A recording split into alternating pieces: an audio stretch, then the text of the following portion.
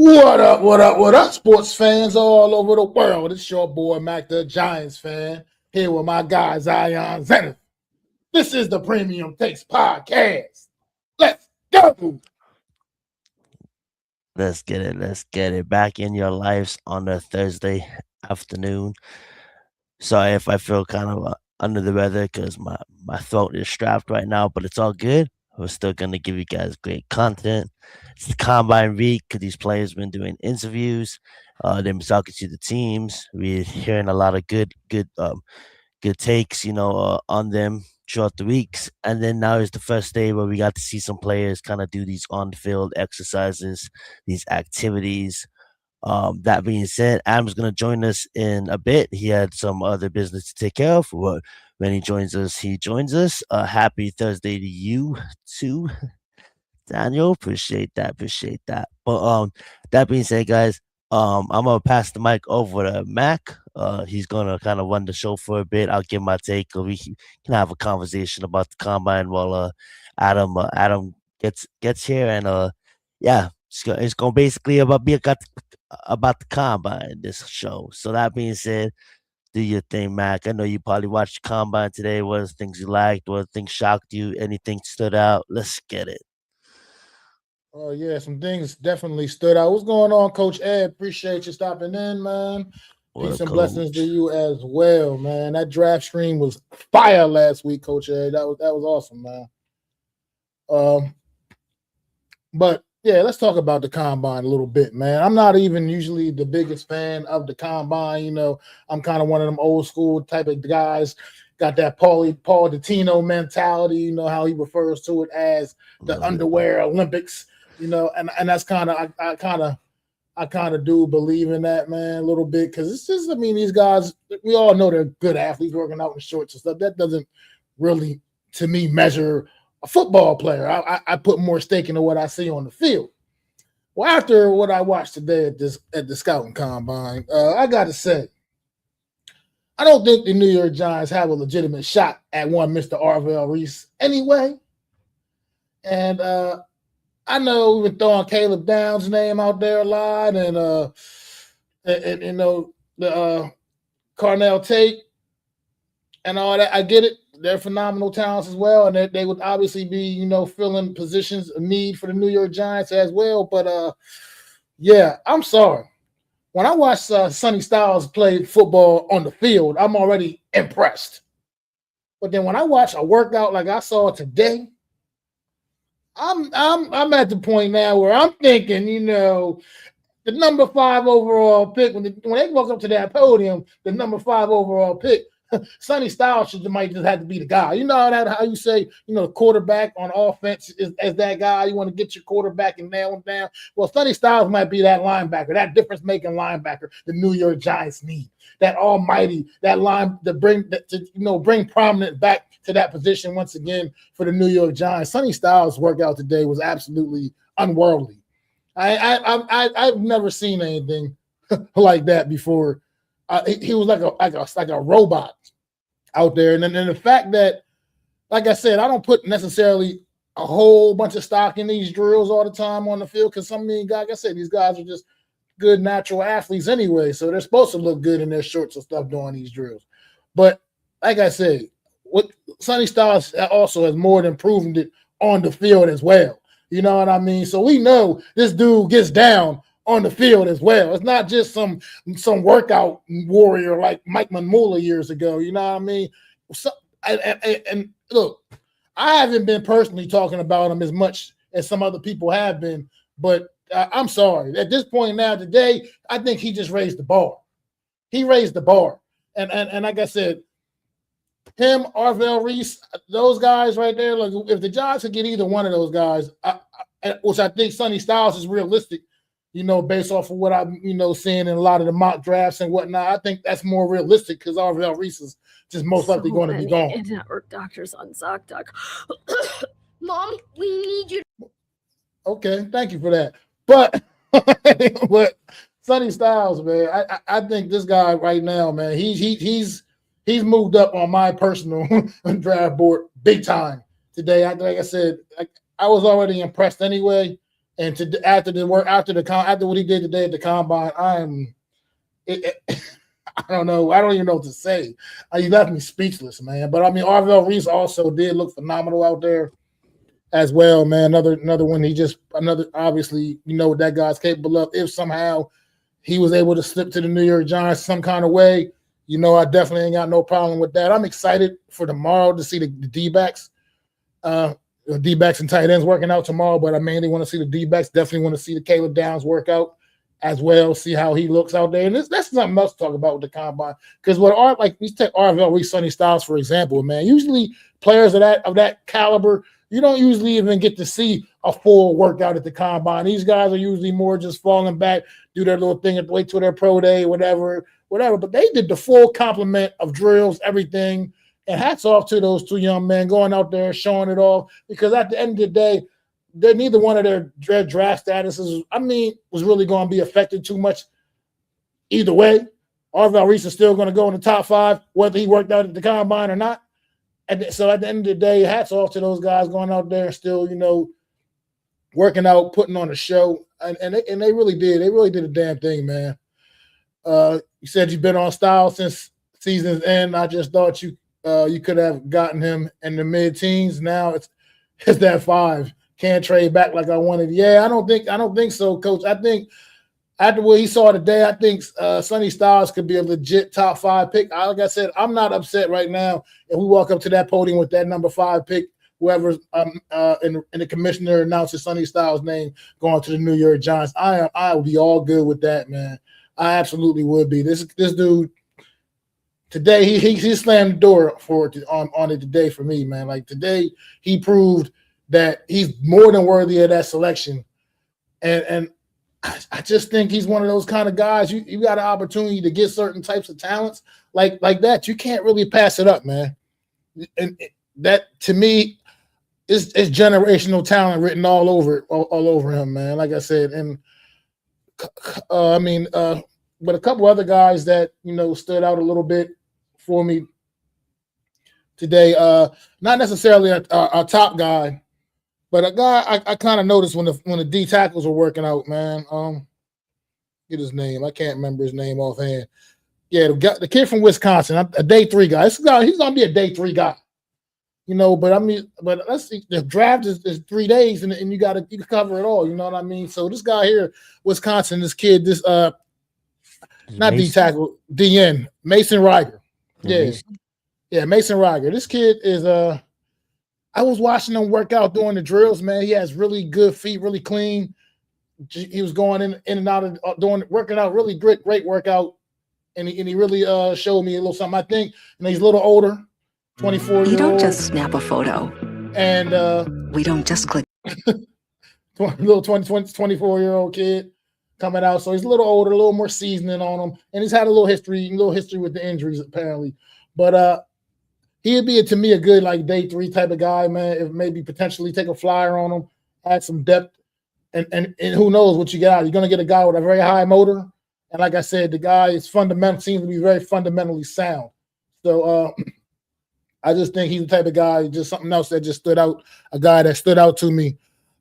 Another one that stood out to me. The kid from Texas Tech, I think it is. He's went to the linebacker, Texas Tech.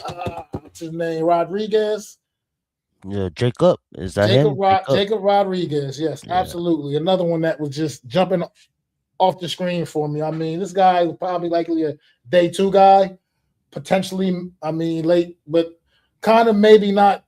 The Giants picking that in round 2 is probably still a little high for where he's going to go. I mean, this guy is probably more like late 2nd, early 3rd round. You know, but at the same time, he's another kind of guy I had my eye on watching today, and just what he did even for Texas Tech on that defense. I mean, this dude's a turnover machine.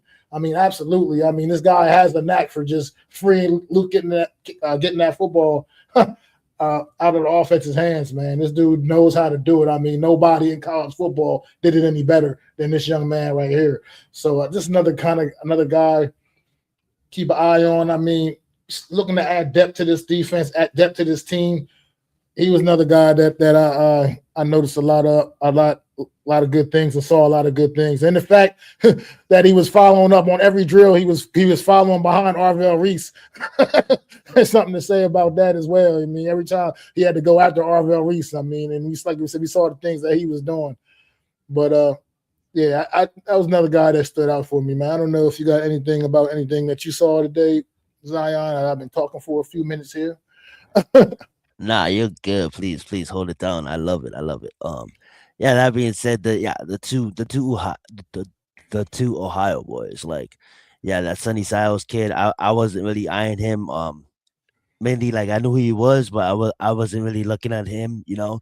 And then, boy, like you said it perfectly, boy, did he just break records today. I believe that he was, like, for his size, they were saying on the comment that this is his broken record in vertical.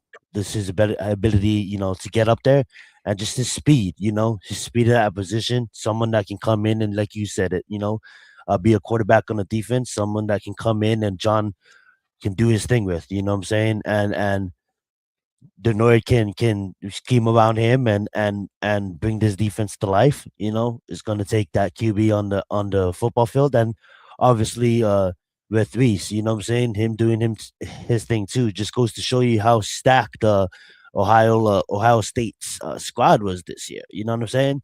With him, you know, running as fast, like both of them, obviously this time of year, you know, like Mike said it perfectly, like we can only judge from what we can see on tape and what we can see on highlights. And this, I get it, they're like under the Olympics, but at the end of the day, this is, you can kind of see them like without their helmets and kind of see these kids like, you know, get interviews and stuff like that. And these kids look like pros, you know what I'm saying? From what I'm seeing, these kids, they're carrying themselves the right way, and they're certainly deserving so of a top 10 pick. And with Sonny Styles moving his way up certainly today by a performance, obviously their pro days will come. They'll have the pro day, and we'll see what happens there. And probably, you know, but with the draft, like, anything's possible, right? You got to take the best available player. You got to somehow find a way to stand out with an ocean full of a lot of fish. You know what I'm saying?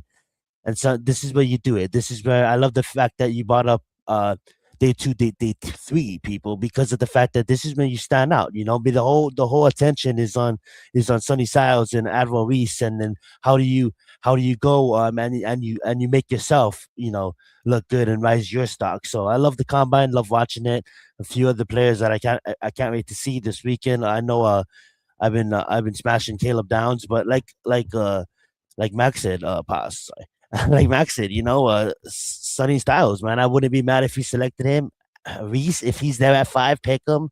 You know, I'm super excited for them. I can't really say any other players really like I had my eye on, because those are the kind of the 2 that I really mostly wanted to see. I'm gonna go back and I'm gonna watch it. I didn't watch it as much as I wanted to, but I'll probably be tuned in sometime tomorrow and throughout. But I certainly had it on in the background while I was doing other stuff too. But that being said, though, Caleb Downs, I believe, like Max said, DBs or tomorrow. Can't wait to see him. And I think, you know, with you know, there's receivers out there too. And this is not a deep draft by all means. So like when it comes down to what's going to make your team better, and what's going to make your team stand out is, you know, is John Harbaugh picking the best player for the team. And I'm sorry, I'm kind of lost there. But that being said, though, is picking the best player available. There's, you know, I don't really necessarily say that there's a big feel like, oh, we need to fill this position, we need to fill that position. I just think like it's gonna line up perfectly. We're gonna get the best available player, and then we'll see what happens from there. And there's always free agency, and there's a lot of stuff coming that we're gonna know for beyond the draft too. So the combine, that being said, but yeah, Sonny Styles definitely stood out for me. Reese, yeah, back over to you. My bad, guys. I kind of feel under the weather today, but I'm gonna hold it down. Back over to you, Mac. Anything you want? Anything you're excited for this upcoming week? Is I mentioned Caleb Downs as any other players. I know we have a quarterback, but I'm always excited to see the next generation of quarterbacks do their thing. So I'm probably excited for that. Not really. Mostly Mendoza. You know what I'm saying? Well, Mendoza. Yeah, I'm sorry. But I'll let you go. Wide receivers, I'm excited for too. So yeah, what you excited for this weekend? Well, I mean, I actually kind of don't mind checking out the quarterback. You said we're not really necessarily in the quarterback market, at least not early in the draft at all. And I'm really more interested in seeing, because Mendoza's not really going to be doing too much. That's true, yeah. They've already said, and obviously he's number 1 overall pick, and that's pretty much locked in. But but this year, what's interesting about this draft class, especially the quarterback position, is who's really asserting themselves as the number 2 guy, number 3 guy. I want to see who these guys are, you know what I mean, and where how they can position themselves on this draft board. Because as of right now, as far as I'm seeing, I don't see any other quarterback even going in the first round. That's how I see it too. Other than Mendoza. So I'm just curious to see which other quarterbacks are going to take advantage of this weekend of the combine and really assert themselves and position themselves and jockey themselves for positioning in this draft. Because usually you kind of know, like last year, you kind of went to the draft and it didn't necessarily work out the way people thought, but still the quarterbacks came off the board almost the way people thought they were for the most part. You know what I mean? And he kind of knew, you saw the rankings kind of fall in, and that's pretty much how they were drafted, except for the obvious, Shedeur Sanders issue, but that's neither here nor there. But this year, it's not like that. I mean, it's just not those. I mean, when Mendoza obviously number 1, and then if the kid from Oregon would have came out, he was looking like he was going to be the clear-cut number 2, but he decided to go back to school. More back, yeah. Yeah, he decided to go back to school. So now it's just like, and it's just not as clear-cut as who's going to be that number 2 quarterback, and when will they even go? That's even the bigger question. So it's just curious to see which quarterback can separate themselves a little bit. But just another guy that had a pretty solid workout today. I just didn't really mention the first time, but I don't think Giants really are going to be able to grab him either, because he'll potentially be off the board even before the number 5 pick as well. Is the young man David Bailey, showing great power and showing what he does best, man. And just something, just wanted to shout him out a little bit too. He had a pretty solid workout as well today. Edge rusher David Bailey, man. Actually, some people even have him ranked even above Arvell Reese. So that's something to tell you about David Bailey, man. So it's but as far as what I just want to see with these kids, like I said, I really want to see Caleb Downs tomorrow now, because he's obviously, been in a lot of mock drafts heading New York Giants way at the safety position. And I'm just curious to see. I'm kind of curious to see what he looks like. I mean, how's he going to follow up his 2 teammates today? That was just absolutely nuts. Right now, it looks like number 5 overall pick, the New York Giants are going to call someone's name from the Ohio State University. I'm just saying. Since my coach Ed says my 4 that I like to draft at 5, it's Styles, Reese, Maigoa, or Alo Val. Sorry if I'm butcher. I can't really pronounce it. Alo Vega, loan in the teens if you trade back. Interesting. I'm not only really familiar with obvious too. There, I'm not as savvy with these kids, some of these college kids, as you guys are. Unfortunately, watching this combine and some of the guys that I just happened to catch playing, during the season. I'm not necessarily the big regular college dude, but I definitely check out. I look into those guys as well and see. Because I know Coach Ed, if you like him, man, yeah, I know you got an eye for that talent right there. So I can definitely respect your opinion on that. So they can't be slouches. The thing about the Caleb Downs thing that is everybody's talking about the big thing about him with the safety. You don't draft safeties in that early in the draft, that early in the first round and whatnot. But I just can't buy that philosophy, man. Some people are just, different. Some players are just built differently, and you can't just say pigeonhole them like, oh, you don't take a safety that early. I mean, that's crazy work. Some guys are just worthy of the pick. You know what I mean? And if he can prove that he is, we'll see. Okay. So we see them. We'll get to see them on Saturday workout. Him work out on Saturday. Yeah, as I was muted, I was about Magoa. I wouldn't mind him at 5 too, because he's the best.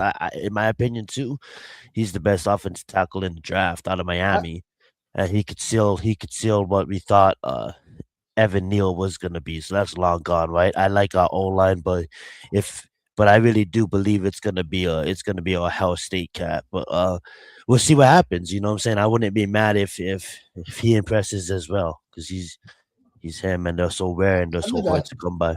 Yeah, I think I actually have seen a couple of mocks where they did have him go. The Giants picking this young man. Now that you actually mentioned that, now that it's starting to that's coming back to me. There's a couple of mocks I've seen with him going at number 5. Look, once again, I mean we don't know what direction the Giants are going to go in this. And a team with like ours, with the Giants, with so many holes that they have, I mean, it's who knows? It could be anybody. It's just a couple guys to me. I don't know. Like I said, a couple guys though. Like I said, that they're like I said, if somehow, some way, Arvell Reese is on the board at number 5, I'm diving through my TV screen and walking that card up to the commissioner my damn self. You know what I mean? Like, that's just a foregone conclusion. If he's, but I just don't see that happening anyway. I don't see him being available at number 5, and that's what makes me so much more hype about what Sonny Styles did today, because now she's reassured me that I would be okay with him being that pick at number 5 as well. And I think he will be available at number 5. It's going to be all a matter if the New York Giants decide to want to pull that trigger or not. So, oh man. So yeah, definitely do want to see the big guys work out on Saturday. And that's going to be interesting. That is going to be another interesting group of guys to check out, because you never have enough. As we know, you don't never have enough depth on that O line. The New York Giants definitely know all too much about that. So, like I said, I'm very excited, man, for this combine, man. Like I said, just to see these kids working out. I'm just all across the board. I mean, look, got the tight ends tomorrow as well with the D-backs. So, also another position that, I'm not saying we're not going to get one. We're not going to get that kid from Oregon. Not going to grab him up in the first. We're not taking him to number 5, but he's another guy I'm excited to see work out, because I want to see, I mean, I know, like I say, once again, I've seen what he does on the field. So as far as that concerned, he's already passed that test for me, anyway. But I want to see how he works out, see what he does. I don't know if he's doing everything or what exactly he'll be doing, but I know he's working out tomorrow a little bit to some extent. And I'm curious to see him. And we'll see some of the other tight ends, because obviously, as we know, we got a little issue there. I think the New York Giants is going to have a hard time. They may not be able to retain Bellinger. He may want to go branch out and get an opportunity maybe somewhere else. And Theo Johnson is just, until them hands can be proven to be reliable, we can't keep relying on him. So obviously a tight end is another position where I can see the Giants coming out of this draft with one. Whether it's on, probably most likely if the Giants go that route, it will probably be a day 3 guy. But at the same time, it's a possibility, man. So tight ends definitely want to check. We're looking forward to checking those guys out, and especially not necessarily the top end ones so much as more so the ones that are projected a little bit more in the day 3 range, because most likely the Giants target a tight end is going to be one of those guys like in day 3, I believe. And yeah, I mean, that's all I really got on the combine thus far. Obviously, only the first day of workout, so I talked about pretty much the D linemen, the linebackers like that stood out to me that I was impressed with. And let's talk about the Giants, I guess, man. Could always talk about the New York Football Giants, man. Absolutely. And then before we move to that, I do want to point out this is another position that we're gonna be eyeing as well with the wide receivers, right? So we can't wait for the wide receivers to work out. Whether we pick one at 5, which I don't think we are, but whether we pick one in the second or wherever we pick one, there's a lot of talented wide receivers, and I can't wait to watch them work out as well. Yes, sir. So moving on to the Giants, I'm gonna ask you this: what free agency moves do you feel like that you want to see the Giants make? Like if you was John Harbaugh, what free agents would you want to attack? What free agents would you want to go after? Is there any free agents that you like list them like this is my first guy I will attack and this is my second guy I'll attack? If I could get your opinion on that, that'd be awesome. Let's get it. Well, first start at home. I mean, like I said, if we can find a way to retain Wan'Dale Robinson, I'm like I said, I still one of those guys that I want to do that. I want to make it happen. Now, Yes. I want to make this very clear. Adam's still not here with us yet, and hopefully he'll be able to jump on and say a few things himself, because we always, we live for Adam's opinions and Adam's takes. But hey, that's facts. My thing about Wan'Dale Robinson is I understand where Adam's coming from to an extent, but I don't have the same kind of disdain for Wan'Dale that Adam has. I think if we can keep Wan'Dale, I would like to make that happen. But I'm not crazy. I'm not, like I said, I'm not trying to give this guy $20 million a year or anything crazy. I'm not trying to give him some crazy ass contract either. It has to be for the right price. And that's just how I feel about it. I'm not saying, like, I don't want to necessarily kick the guy out like garbage. And I'm not even saying lowball.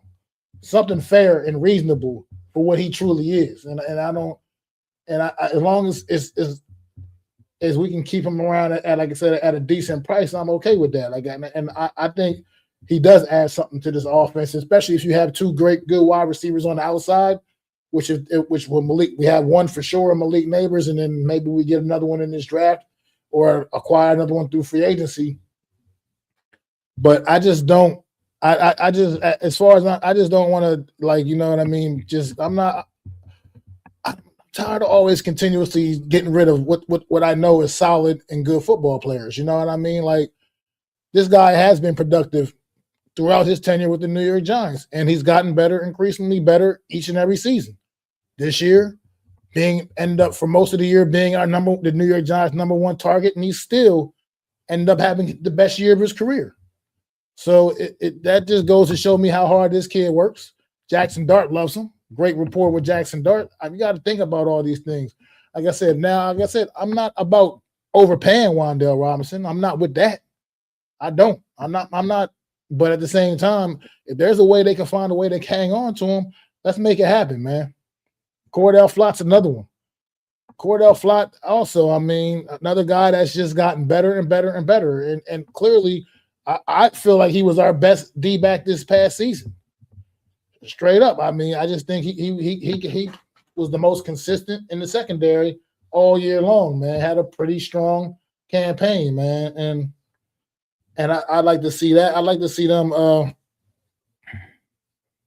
figure out a way to maybe retain him as well. But at the end of the day, when it comes to free agency, that you just never know what somebody else is going to throw out there at a guy, or how other teams value a guy and what they're willing to pay a guy. So that's the tricky part about some of those guys. And then also you got to figure out what we're going to do with a Kayvon Thibodeau, man. Are we going to trade him while he has any sense of value, or like what are we going to do? Like, I mean, because at the end of the day, you're going to have to make a decision on him next year, regardless. At the end of the season, regardless. And if you're not really considering him part of the true future plans, then you might as well sell him the door right now and get what you can get for him, man. Find out what you can get, see what the market is for him, and you got to make these kind of decisions. And I think the upcoming weeks are going to, we're going to start seeing some of these decisions come, to fruition, man. But I don't know. I don't know if the Eagles are gonna bring back Jalen Phillips, what they're gonna do with this young man. But he's a guy that I tell you, I just like the way he plays the game, man. And he's another guy that like I said, you never have enough edge rushers, man. You just never do. But there's no such thing as having enough edge rushers. No such thing. having enough good ones. And we need some more good ones. We need more consistency, man. I mean, last season, Abdul Carter didn't really come along until a little later in the year as far as, getting home and getting the sacks. He was applying the pressure. Brian Burns obviously had a phenomenal year. Kayvon, it was up and down while he was out there. Then he got hurt and missed the rest of the season. And Chauncey Golston never really emerged to be what I thought he was going to be, which I thought he was going to end up being like kind of a steal from free agency last year. I thought that was going to be like one of our big surprise pickups, and it just didn't really pan out either. But like I said, I think you can't miss with a Jalen Phillips, man. I don't know how he'll probably command a lot of money, unfortunately. So that might be why he's not really going to be a real option. But that's the kind of guys that attract me. Because like I said, you never, ever, ever, ever have enough good edge rushers, man. Tyler Linderbaum, obviously another one at that center position. Look, it can be, if it's an upgrade, it's an upgrade. What you call it had a solid season, but Tyler Linderbaum's better. He's a better center, man, than Schmitz, man, JMS. And if we got to maybe potentially slide JMS over a guard, maybe that could even strengthen the O-line all in itself anyway. You know, this is another move that I'd be interested in, man. A couple other guys out here.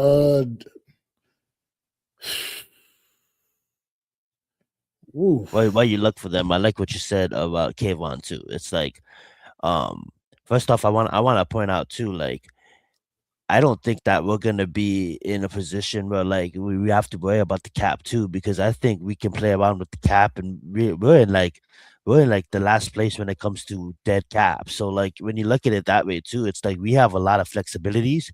We can renegotiate and restructure contracts. There's no way that Slayton is gonna fucking play here on a $17 million contract. And I don't know what fucking universe is that gonna take place. So we'll definitely try to restructure Slayton. We can restructure Andrew Thomas, maybe Dexter. There's a lot of things that we can do. So I think we can free up. I wouldn't say easily, but at least 50 to 60 million to go after some high level free agents. And you mentioned Tyler. I absolutely love Linderbaum. I'll get into him in a minute too. But with Kayvon, it's like I do like him, but then again, does he really, like, obviously he wants to be here, but like, does he is he going to demand the type of money that he kind of wants his position kind of gets nowadays?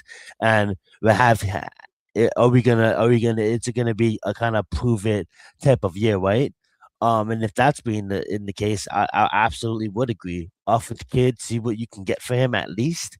It's not saying that we're gonna get rid of him. It's just put it out there, and I think smart teams do that to all their players. There's certain players obviously it's untouchable, but the shocking things that happen all the time in the NFL. And that being said, see what you can offer him, and maybe we can even get someone that we wasn't even thinking that could be available, but now is available because of the fact that we traded Kayvon, or even accumulate some draft picks that we can utilize for the first time that this regime is drafting their players as a unit. So absolutely, there's a lot of players that we can discuss in free agency, and you mentioned Robinson, and to cover him too. What I do like about Robinson is he proved it. You know, in a time where he had to step up and he had to be a leader and he had to be the number one target for a young quarterback that's still trying to learn the dynamics of the NFL field, the dynamics of the NFL game, how faster it is than college. He helped them. You know, there's a lot of times that we had a lot of receivers that didn't finish the season on the Giants squad. A lot of receivers that just got paid, and not a lot, but Slayton, just call a spade, who just got paid and had every opportunity, every chance to, get his and get his bag, and he got his bag, and then he still has the same problems we've seen from year one. So it's almost as if like Robinson, he came into a sticky situation, regime change, and offensive coordinators change time, and then finally it's almost as if like with all that bullshit that happened, right? He elevated every single year. Every single year he elevated, and I absolutely agree. If we could free up the right price for Robinson, because I do believe that we still need a true number two. Robinson can definitely be that number two, but I would want him more as a number three, as a Mr. Reliable, like third down, the guy that's just gonna get that downers when you need it. And I think we can get a wide receiver either in free agency, a couple in the draft, or we'll see what happens there. A couple in free agency, one in the draft, we'll see what happens there. But I want to be able to build this team with depth at that position, because it's been, even though we're gonna run a lot of tight end sets too, so we're gonna build on all of the skill players positions we're gonna build on, and I just feel focused in on that wide receiver position.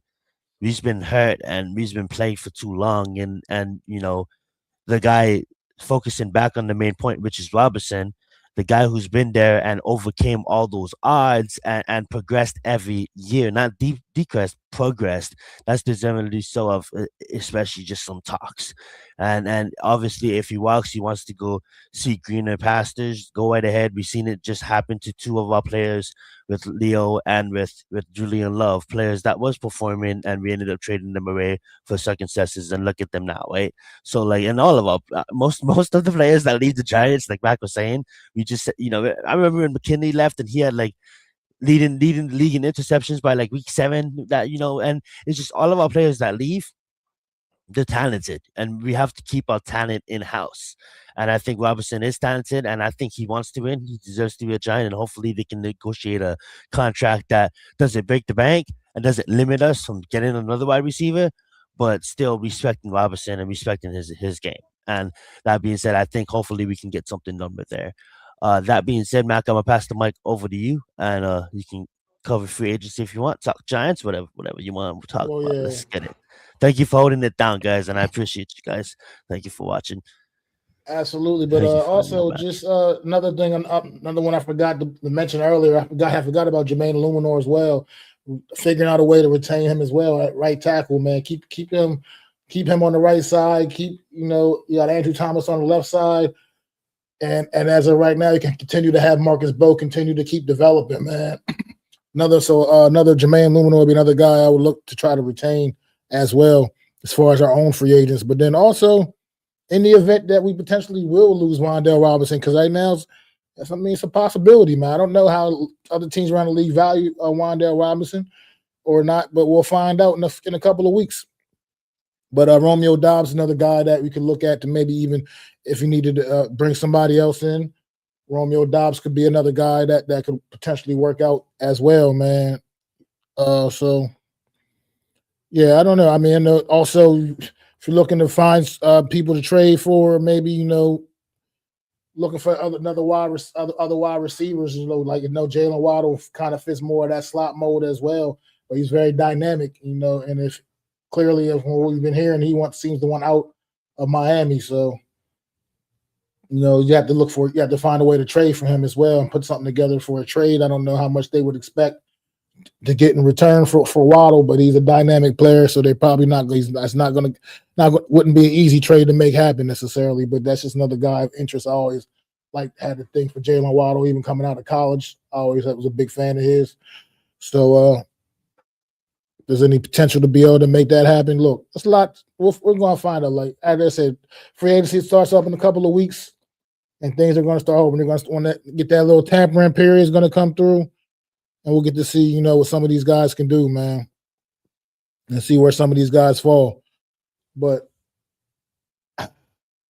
that's pretty much where I stand right now on free agency as of right now. I got to do a little more, dig into it a little bit more to see exactly who is available and look for guys that look like they can fit the mold of what the New York Giants need, man. And because I think we do need to find a couple of good, solid veterans as well, like guys that can come in and be immediate locker room leaders, guys that are kind of guys that'll be comfortable stepping into a new locker room and kind of taking that reign, because the New York Giants, they are desperate for true leadership as well, man. I think that's something this team has lacked over the years. It's like who's really that guy, that real leader of this football team, man. I know we vote for captains every year, but which one of those guys are really the ones that stand out? Who are like the Antrell Rolls, the Michael Strahans of this football team, the guys, the real vocal leaders?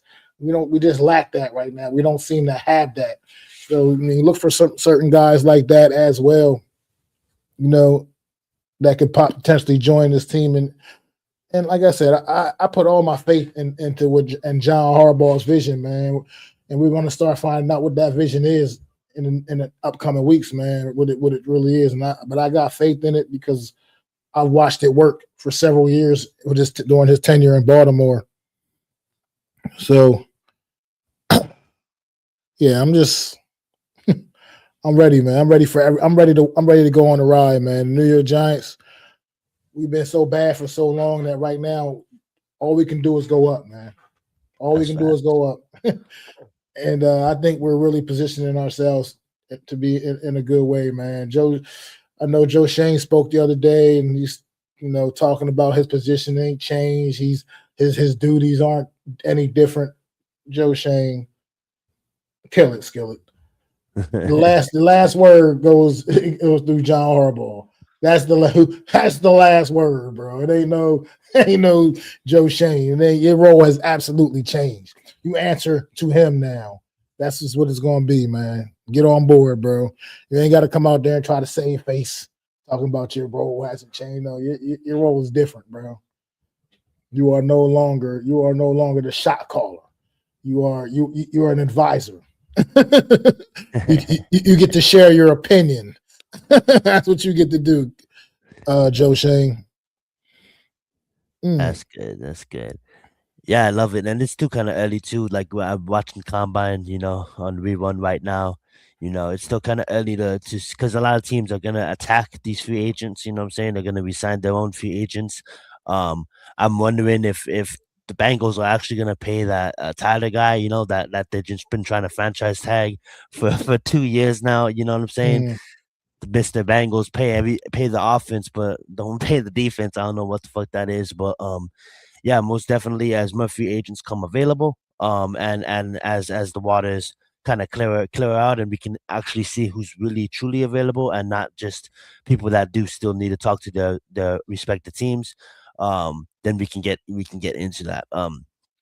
Covered the combine, but just want to say again, I want to see Caleb Downs tomorrow. He's gonna want to see him do his things. I just want to watch the whole cornerbacks in general, because safeties included. You know what I'm saying? All the DBs, because that's what this coach, our defensive coordinator, is wanting to do, is fix our secondaries. And Flat, I think Mac mentioned earlier, he's a dog, and I do want to see us resign our old players as well. But I want to see all these DBs perform in the combine and see what they can do. And it's gonna be fun to see how we're gonna work it out, and who we're gonna get, and where they're gonna be. That being said, even the wide receivers, I want to watch Makai Lemon do their thing, Cornell Tate, Sonny Styles, not Sonny Styles, I'm sorry, Troy, but that I'm forgetting his name. But that being said, yeah, it's a fun time to be a football fan, because we have all these exciting things to watch. And Adam has definitely entered the chat at a perfect timing. So as he gets adjusted and as he works his way onto the screen, we definitely can get his opinions on the combine, on if he watched it, what he liked about it, what he didn't like about it. Is there anything that he did want to cover, and then we can go from there. So I'm gonna pass it over to you, Mac, as Adam. Well, yeah, just another player. As I was just scrolling down the list, and it's something that's funny that Adam just came here, because this is this is something he's been talking about, a position he's talked about a little bit. Connection to the running back position. As I scroll on down the list, I'm seeing not Bijan Robinson, Jesus Lord. Tyler Algier, another guy that free agent running back that's not going to be able to command too much cash, probably. As far as he'll probably look to sign like a prove it deal somewhere. Another guy, if you wanted to think about adding something a little more serious into that backfield, a guy that's proven he could be like a number one guy. I mean, he's another guy that's out there available as well. If you want to look to upgrade the running back room, add him to the mix with Scatterboo, Tyrone Tracy in that backfield, that would could be something, maybe a direction the Giants look to go into possibly. But Adam, we've been talking the whole time, so you are here, and I know you got some things to say. So let's hear it, brother. Well, first off, thank you guys for going on. Sorry I had to put the little ones away. But I'm sure you guys talk about combine, free agency, and all that jazz. First off, I want to say this. Joe Shane is an idiot. Okay? He's an idiot. I saw his press conference or part of it, and that guy clearly doesn't have a job. He doesn't really have anything to do. So that's number one. Number two, the Giants cap situation. What are they going to do? Okay? Are they going to keep Wan'Dale Robinson, or are they going to keep Kayvon Thibodeau? There's rumors out there that he's possibly on the trade block, and I have no problem with that. Why? Because I believe in production. I had a conversation with somebody today. I said, hey, has Kayvon Thibodeau lived up to the 5th overall pick in your eyes? He goes, no, exactly. He has not. I don't care what anybody tells me about him stopping the run or charisma, whatever. He has not lived up to his draft stock. If we're going to put Evan Neal on the same pedestal in terms of living up to draft stock, we have to do it Kayvon Thibodeau. Sure, he's had moments. He's flashed, but he's not the guy who expected him to be at the 5th overall pick. So if they can get something for him, I would say for the Giants to make that move, if you're probably going to at least a second-round pick, could get a first, but I don't know if someone might take him as a first because he's a top 5 pick. So we'll see where that goes. But if you're already talking about trading him at the combine, I'm sure there's an imminent trade coming at some point down the road, whether it's free agency, whether it's at the draft. So I think that's interesting that I've heard so far. Another thing that I've heard was interesting is Wan'Dale Robinson. Now, I know people probably thought, hey, Adam's dodging Mac. He's dodging the smoke. He doesn't want to talk about Wan'Dale Robinson. That's why he's really late. No, I'm here. I want the smoke. I'm going to tell you a little something about my plan on the Wan'Dale Robinson thing. I've had conversations with people about it. They agree that he's played himself to me off the Giants in terms of price tag, because he's going to ask up close to probably 16 or 17 million. If you think Alec Pierce is going to get close to 25, they're saying almost 30 million. I don't know if that's true, but let's just use a rounder number. Let's say he's getting 20 million. The next guy on that list that everyone's talking about is Wan'Dale Robinson getting paid. Now, the reason why I am not paying him, and this has nothing to do with me not liking him, take that out of the equation, okay? Regardless of how I feel about him, I'm looking at overall production, right? Overall production, he had 1,000 yards, granted, I'll give him that, with a team that was reduced in talent at wide receiver. What does that mean to me? Well, it means to me that he's a third receiver, and he's going to lose less targets. So I'm not going to get necessarily 1,000 yards every year out of that guy, because when I have Malik Neighbors, if the Giants get a guy like Isaiah Likely, we'll talk about him in a minute, and let's say they draft a receiver or they bring in a Romeo Doubs, that doesn't leave Wan'Dale Robinson the amount of catches he got. Last year, he had 94 catches. The year before that, he had 94 catches. Kind of interesting that he had that parallel. He had 94 catches in 2024 for 600 yards. His average yards was 7.5. This year, he averaged 94 catches, and his yards were 10.1. So he got a little bit deeper downfield. I understand what he can do, and I understand why people like him. But to me, a third receiver is not going to get paid $15-16 million a year annually, which is what he's going to command and demand, as he should, right? So for me, I'm looking at the Giants. Somebody brought him up, Tyquan Thornton. There was a rumor about him. I wanted to bring him up because I think that what's up, Tudo?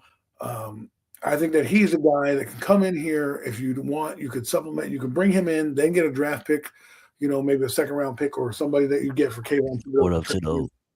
And you can expand that receiver room. Now, if you have an offense of Malik Neighbors, Isaiah Likely, let's say you put you put Tyquan Thornton, and then you have, let's say, a wide receiver that you draft in the first 2 rounds, right? Or even a Michael Pittman, a guy like that. Wan'Dale Robinson becomes a valuable third receiver, but you're not going to be able to justify paying him that much money when you need a Cordell Flott on your team. I don't know about you guys, but cornerback is very much a problem as well.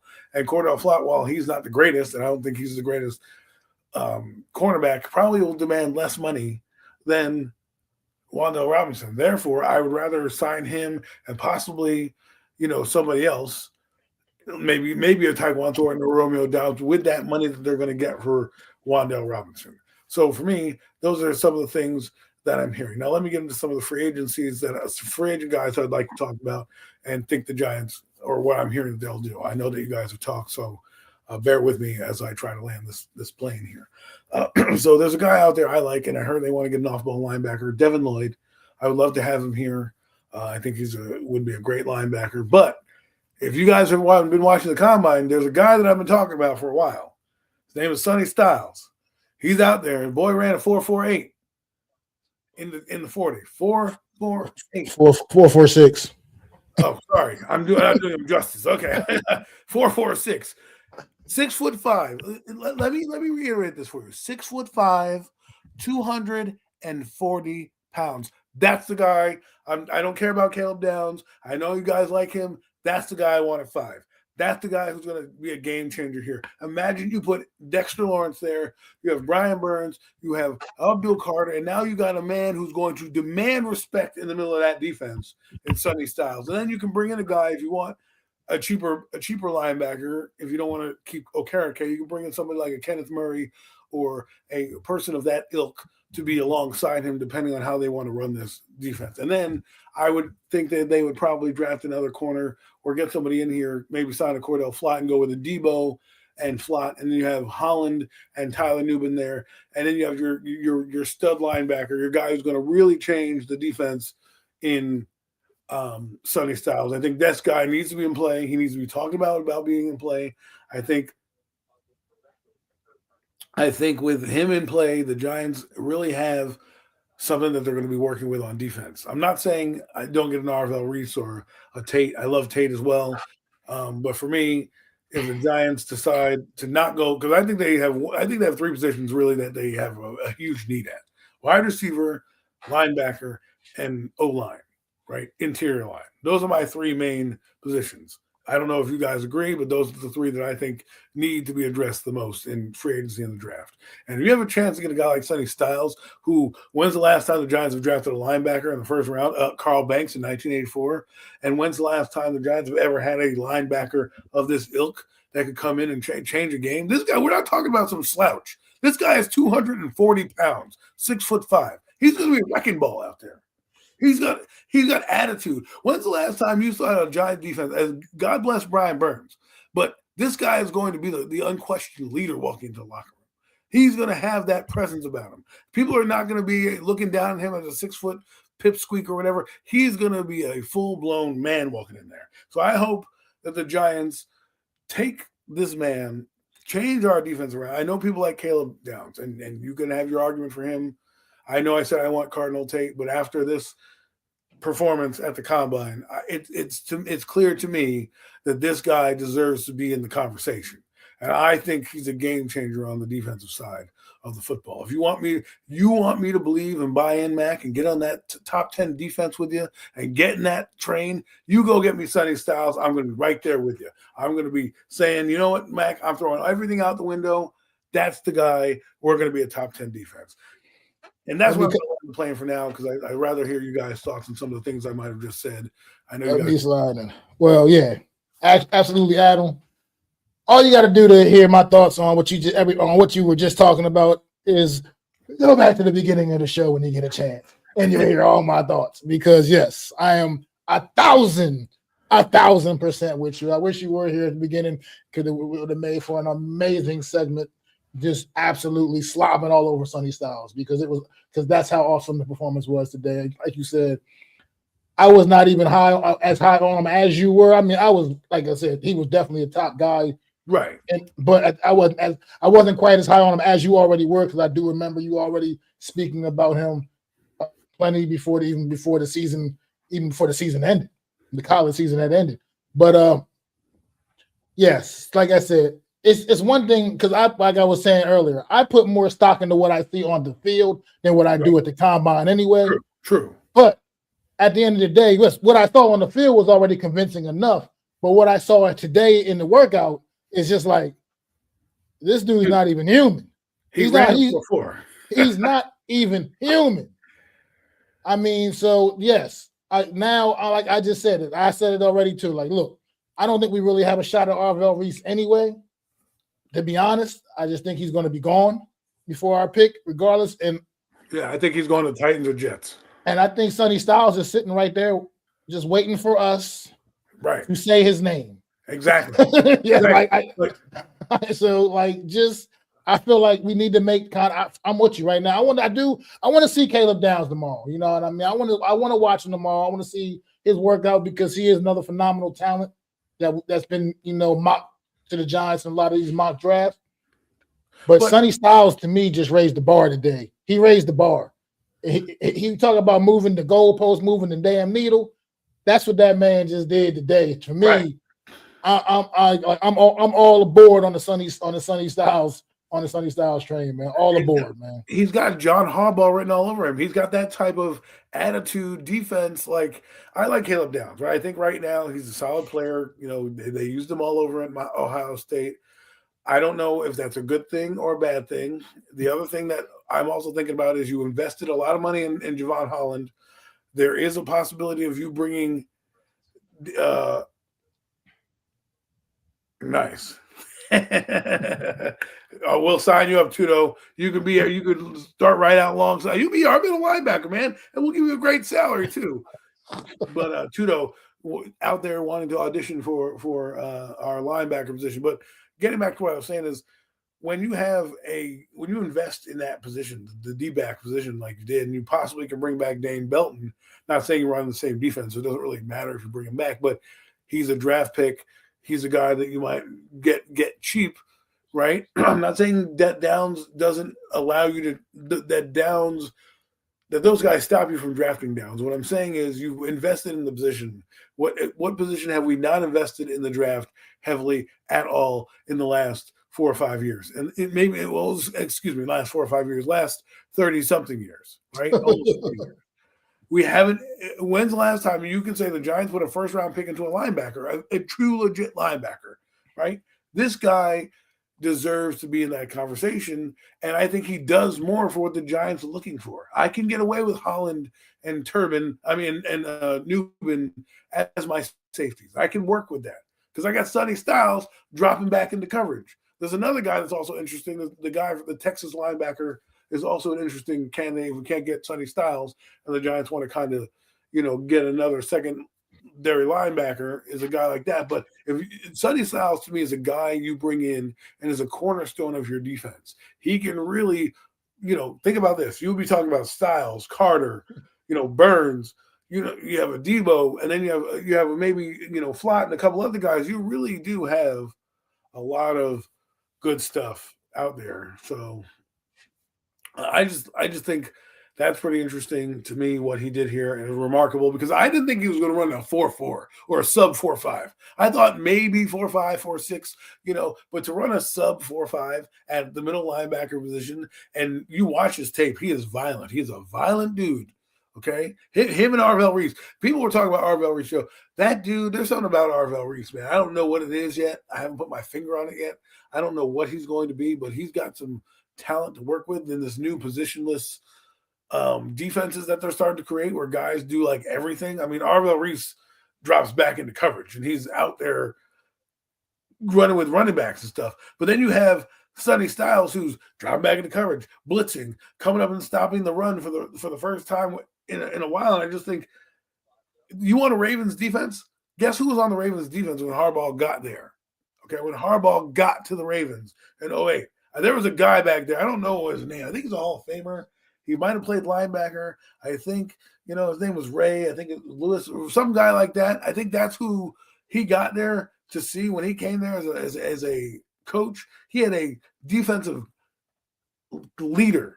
I think that's what you're going to get with Sonny Styles. I really do believe that. I think when you go to a big program like Ohio State, you have all these guys. You have guys like Arvell Reese and all the other defensive players that have come out through the gaps, and you do this. And I know that I don't want to overhype the combine because there was something I was thinking about today that you said, Mac.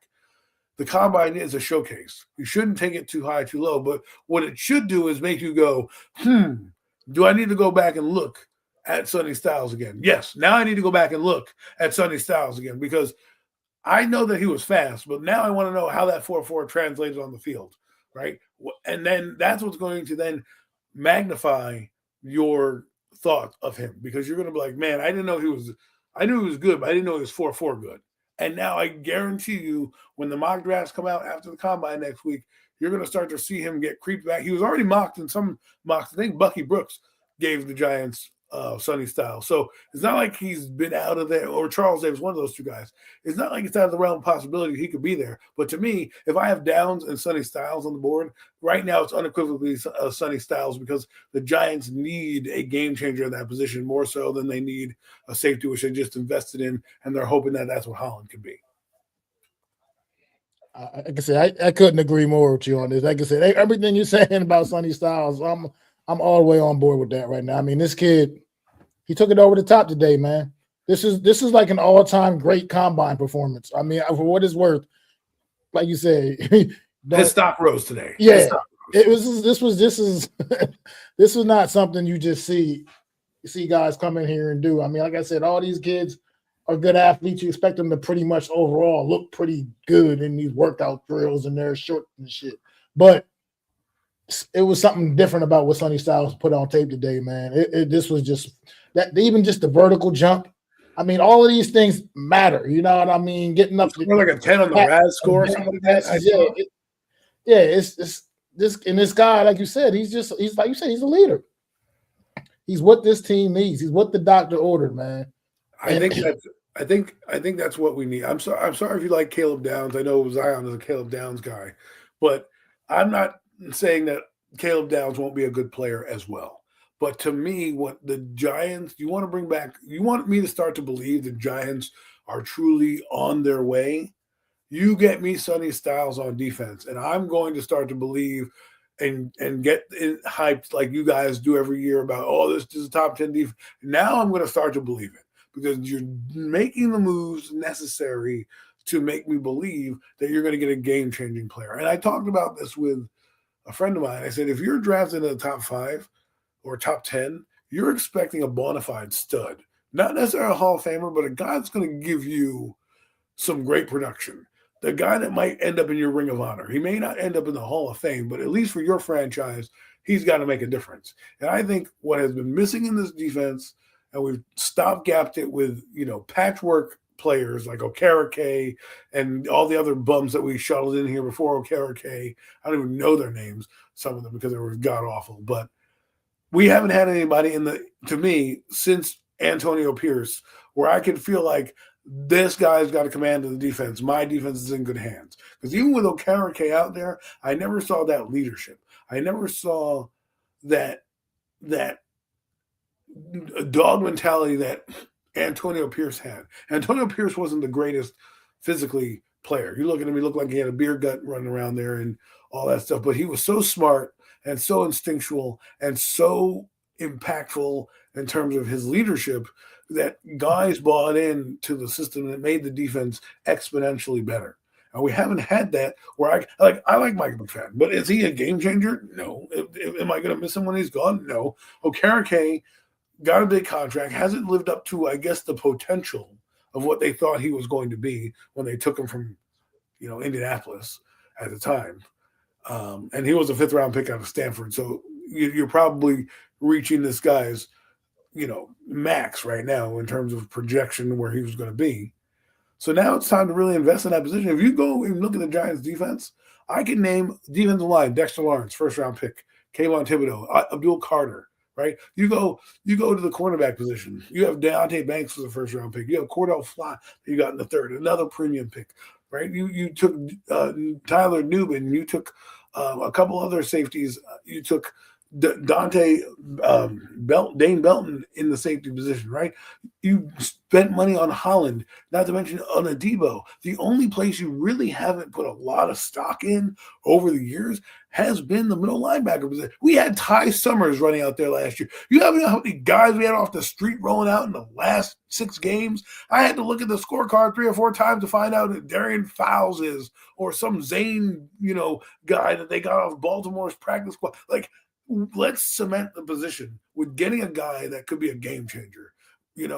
Almost, I don't want to say Devin White because people don't like Devin White in that comparison, but what the Tampa Bay envisioned Devin White to be, it was a game changer. What Jaguars got in Devin Lloyd was a game changer. Let's get one of those for ourselves, and a guy that for all intents and purposes, his stock rose today. Like, his stock rose from being a top 10 pick to now he's going to be in the top 5.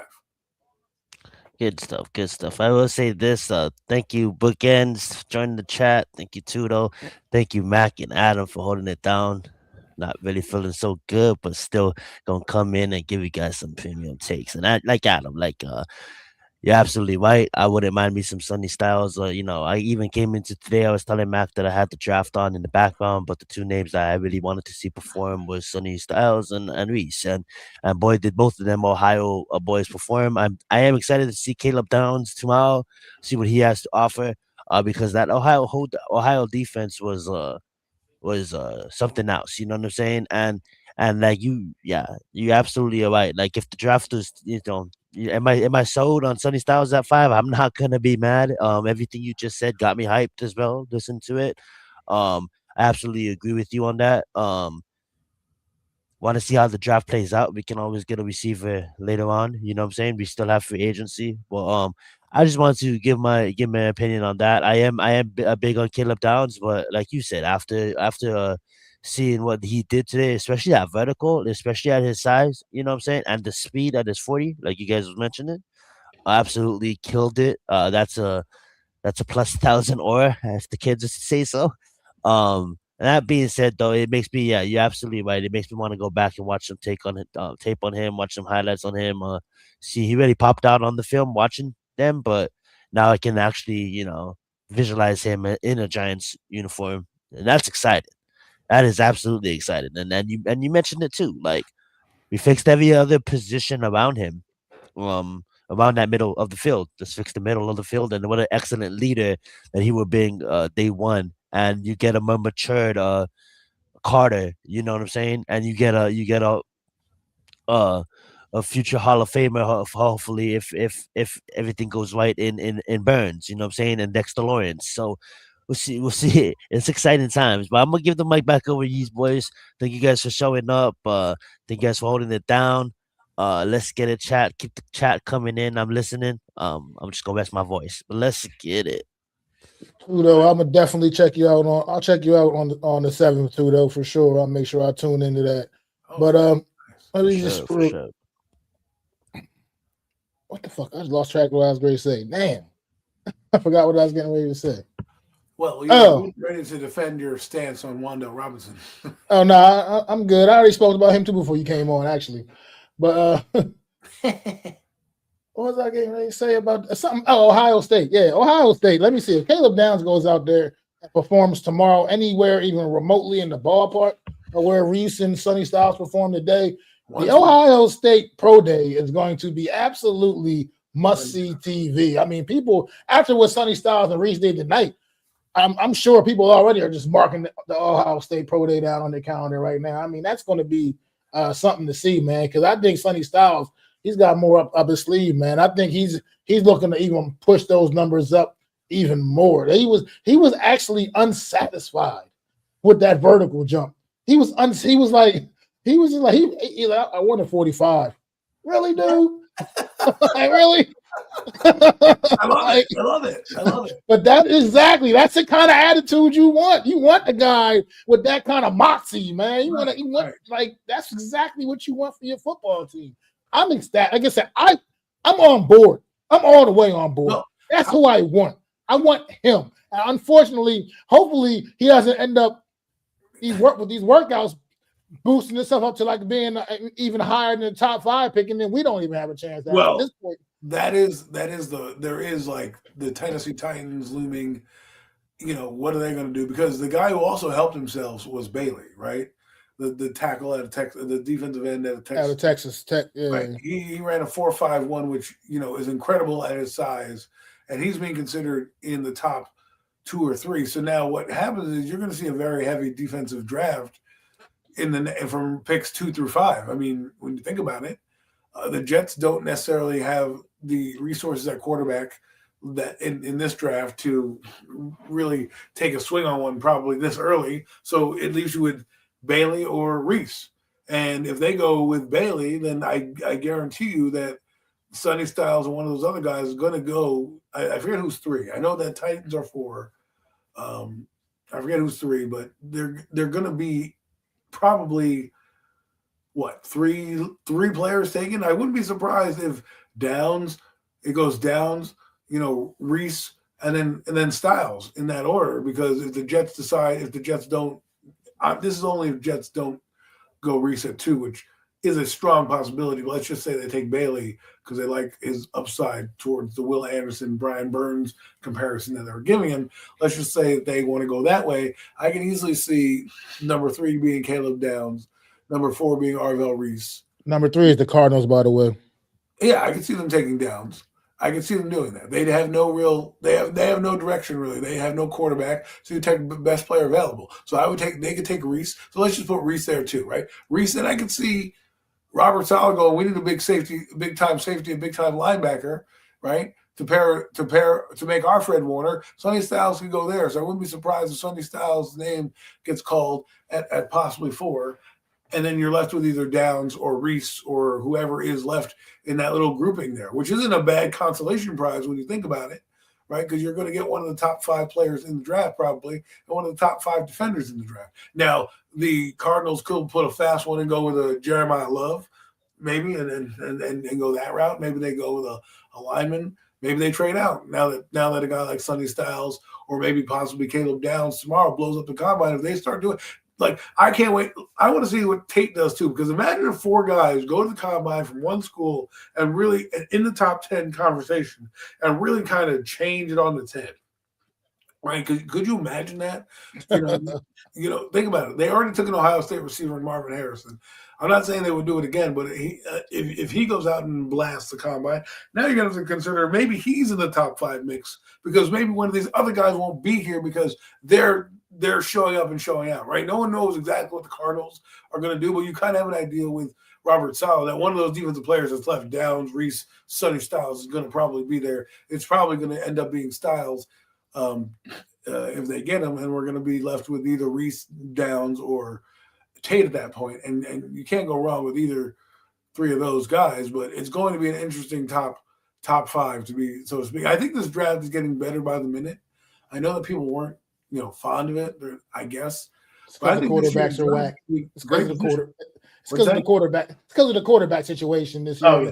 In this draft, it's like we were talking about that earlier on the show as well. The quarterback situation after Mendoza, who's number 2, 3 guy, and when are they going to even go at this point? You know what I mean? So it's just a weird quarterback situation this year coming out in this draft. Well, let's talk about that for a minute. Let's pivot from the quarterback in the draft, and let's talk about some of these backups I'm hearing that are going to be available, because you look at it, there's possibly 8 or 9 teams that need a quarterback, and there's not that many guys in the draft that you're like, oh yeah, let me get that guy. There's Drew Aller, there's Nussmeier, there's guys that might develop into starters. But think about this: if you're the Jets and Tanner McKee's on the block, why not get Tanner McKee for a cheap pick? You have endless amounts of draft pick capital. Worst case scenario, you get Tanner McKee for, let's say, maybe a 3rd pick, 3rd rounder, 4th rounder, whatever, right? He ends up being your starter for the year. If he does well, great, you have a franchise quarterback, right? If he doesn't, you're already with 3 first-round picks in 2027 in a very deep class. You'll be the only team that can really move up. There's not going to be anybody else that's going to offer 3 first-round picks. The Jets can essentially offer 3 first-round picks and get the first overall pick in the draft next year if they want to. So for me, I could see them taking a flyer on McKee. I could see that there's Bajet from the Chicago is being rumored to be out there. Let's not forget about Kyler Murray and Tua Tagovailoa, who also are going to move. So I think Malik Willis is out there too.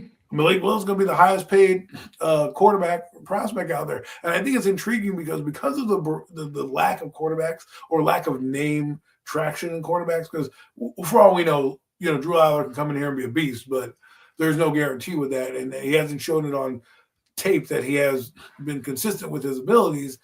Right. And Freddie Mendoza is probably the only surefire quarterback in this draft that you're like, I can take him and he's going to probably do pretty well in an offense. Right.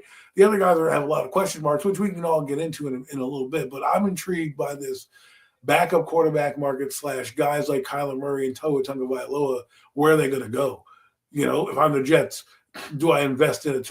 Kirk Cousins is about to be released on in 2 weeks. Does he decide? Apparently, someone said that he's going to go to ESPN, but does he decide? Does he get a job? Anthony Richardson just requested a trade. Where does he go? Rumor has it, the rumor that someone told me that they heard is that, or were thinking about, was, what about the Vikings with Anthony Richardson? That would be an interesting pairing with him and Kevin O'Connell to him and J.J. McCarthy. This is very intriguing to me. And I don't know if it's intriguing to you guys, but we could see Mac Jones being traded because someone's so desperate for a quarterback that they're just like, I'll give you anything at this point. It's intriguing to me. I hope we get some good movement. Yeah, I definitely agree with that, Tate. I mean, I think that's pretty much what you're going to see play out, because I think the quarterback prospects in this draft class are, after Mendoza, it kind of falls off a cliff, man. And I think that's what you're going to look for. The teams, more quarterback needy teams, are going to look more towards the free agency and the guys that are available, the veteran guys that are available, to and maybe try to wait until next year where it'll be a much more prosperous quarterback class expected to be coming out in the draft. So But it was a name you brought up a while back before we started talking about the quarterbacks. You brought up Jeremiah Love. And, this young man is also an interesting draft prospect because we always hear the things about running backs and running backs this and why you don't take your running back this high. But I was listening to something earlier and they brought up a good point, man, because Jeremiah Love, in a lot of people's opinions, is the top prospect overall in this draft.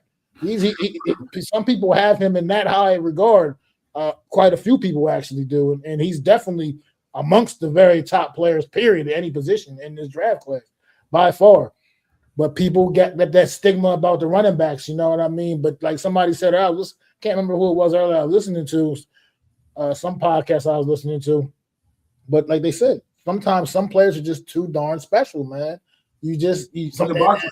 And exactly, you got Saquon Barkley, you got the Jahmyr Gibbs a few years ago, Bijan Robinson, these guys, high draft picks, Christian McCaffrey when he came out. If we just went with that theory on those guys, like, oh no, we don't take a running back that high because they're a running back. Sometimes you just can't think like that, and that brings up, like you said, the team like the Arizona Cardinals that who knows what the hell direction they're truly. But imagine they pick him, like, yeah, I mean. So they need weapons. Yeah, and so he's another very intriguing player coming out in this draft because he's draft. I mean, exactly, because you just never know if somebody truly values him where he should be. Where honestly he should be valued. He's far and away the best running back in this draft class, and he's like I said, a lot of people hold him as the best player. Period. So, well, all these things. Who won the MVP in the Super Bowl? Yeah, Kenneth Walker did. Right? So Kenneth Walker, who was a 4th-round pick, solid running back. Seattle doesn't do anything without Kenneth Walker in that game, right? He was that valuable. Charbonnet goes down. He still has 97 hard-fought yards against a defense that was pretty good and really, squandering the Seattle opportunities. So if you look at what's happening around the league, you need a good back. Look what's happening in Indianapolis. I mean, Daniel Jones has a rebirth because that guy, Jonathan Taylor, is that damn good back there. You mentioned a guy that doesn't get enough respect in the league, Bijan Robinson. I mean, that guy was 8th overall. You could easily redraft that guy and say he should have went higher. And look what he does to that Atlanta team. He keeps them in the game. Imagine Jeremiah Love. Just picture this. If you decided not to go with any of those defensive players, Jeremiah Love, Jackson Dart, Malik Neighbors, maybe Wan'Dale Robinson, and maybe the tight end that you bring in, that's a formidable offense that you're looking at. I think the Giants really need more offensive help than they need defense, but I can't pass up on a guy like a Sonny Styles or whatever. But if that guy's not on the board because, they're all taken in the first in the rounds 2, 3, 4, 2, 3, and 4, one goes Sonny Styles, one goes Arvell Reese, one goes Bailey, right? All 3 guys, and you're left with Jeremiah Love. That's not a bad consolation prize to be like, all right, you know what? I'll take him, because you have Downs, Sonny Styles, and let's say Arvell Reese, right? Maybe you take Bailey, but to me, I would probably, at that point, you have best player available at whatever position you want. So you can take a luxury flyer on a guy when you get guys in this mix that are that good. The Giants have many ways to pivot. If they were to take Jeremiah Love, would I love it? No pun intended. But I would understand it and I would respect it, especially since the Giants would need another weapon like that. I think the Giants are missing a home run threat in a running back like this. And imagine him getting spelled by Scatteroo. This guy running all over the defense, and then all of a sudden you have to now take the battering ram that is now Scatteroo. It's like it's a game changer. He's what they call a field mover, right? You can literally give him the ball. And next thing you know, you're past the 50. And people don't really appreciate Barkley because of what happened with the Giants and the situations that, manifested in terms of coaching around him. But Barkley was worthy of the 2nd overall pick. He really was that good. He's done exactly what you need for the Eagles. He had another 1,000-yard season, even though it wasn't a beast of a year. He still found a way. The guy is probably, if we're putting Roger Craig in the Hall of Fame, he's probably going to end up in the Hall of Fame at some point as well because he was probably the best back of his era, And then you got a guy like Derrick Henry who revitalized his career with Baltimore. And you're looking at a guy that probably should be breaking down. and he's getting better with age. And then you look around, the age of the running back is coming back.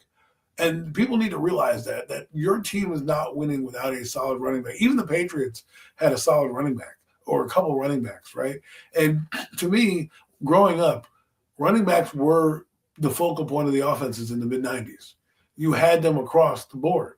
You had the Emmitt Smiths, you had the Barry Sanders, you had a lot of those guys around there, right? And then other teams found other backs that we had, the All-Stars, the Jerome Bettis of the world, Curtis Martins. I mean, those teams functioned with running backs because those guys were that good. Hell, the Bills had Thurman Thomas on their team, right? People don't realize how good that guy was in that team. I don't think the Bills are the same without Thurman Thomas. So I hope that Jeremiah Love gets drafted in the top 10 because I really believe the running back position is more important than people realize. And I think they're trying to make it the way of the dinosaur with a fullback, which I believe a fullback is still very important on a team. Even if you use them on like half the plays that you normally use them on. Imagine you put Jeremiah Love and then a battering ram in front of him to give him another chance to block. Like it was like with Barry Sanders. You asked yourself why they never had a fullback in that offense, because he would be terrific. If you look at Emmitt Smith, who do you have in front of him? He had Moose in front of him, right? And then not many go look up Moose Johnson if you guys don't know who he is, right? Sean Alexander, when he was running all those 1,000 yards that we were talking about, who do you have in front of him? He had Lorenzo Neal in front of him, a battering ram in his own right. You know, Lorenzo Neal, who also blocked, I think he also blocked for LaDainian Tomlinson, if I'm not mistaken. He did. But no, he did.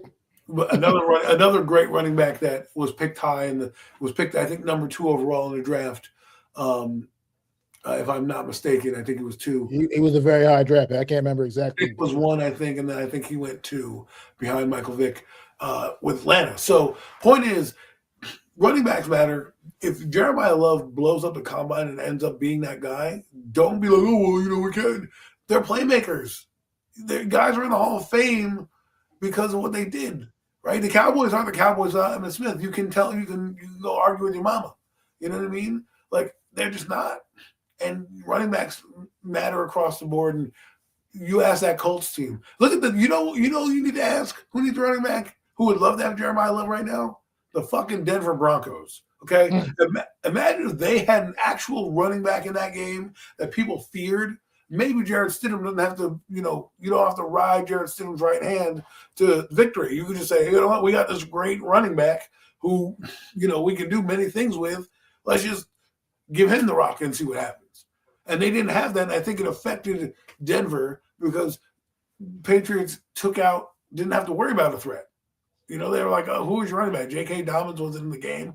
You had that, the young guy that they had, the rookie, but he wasn't really dynamic. He was not a back you respected.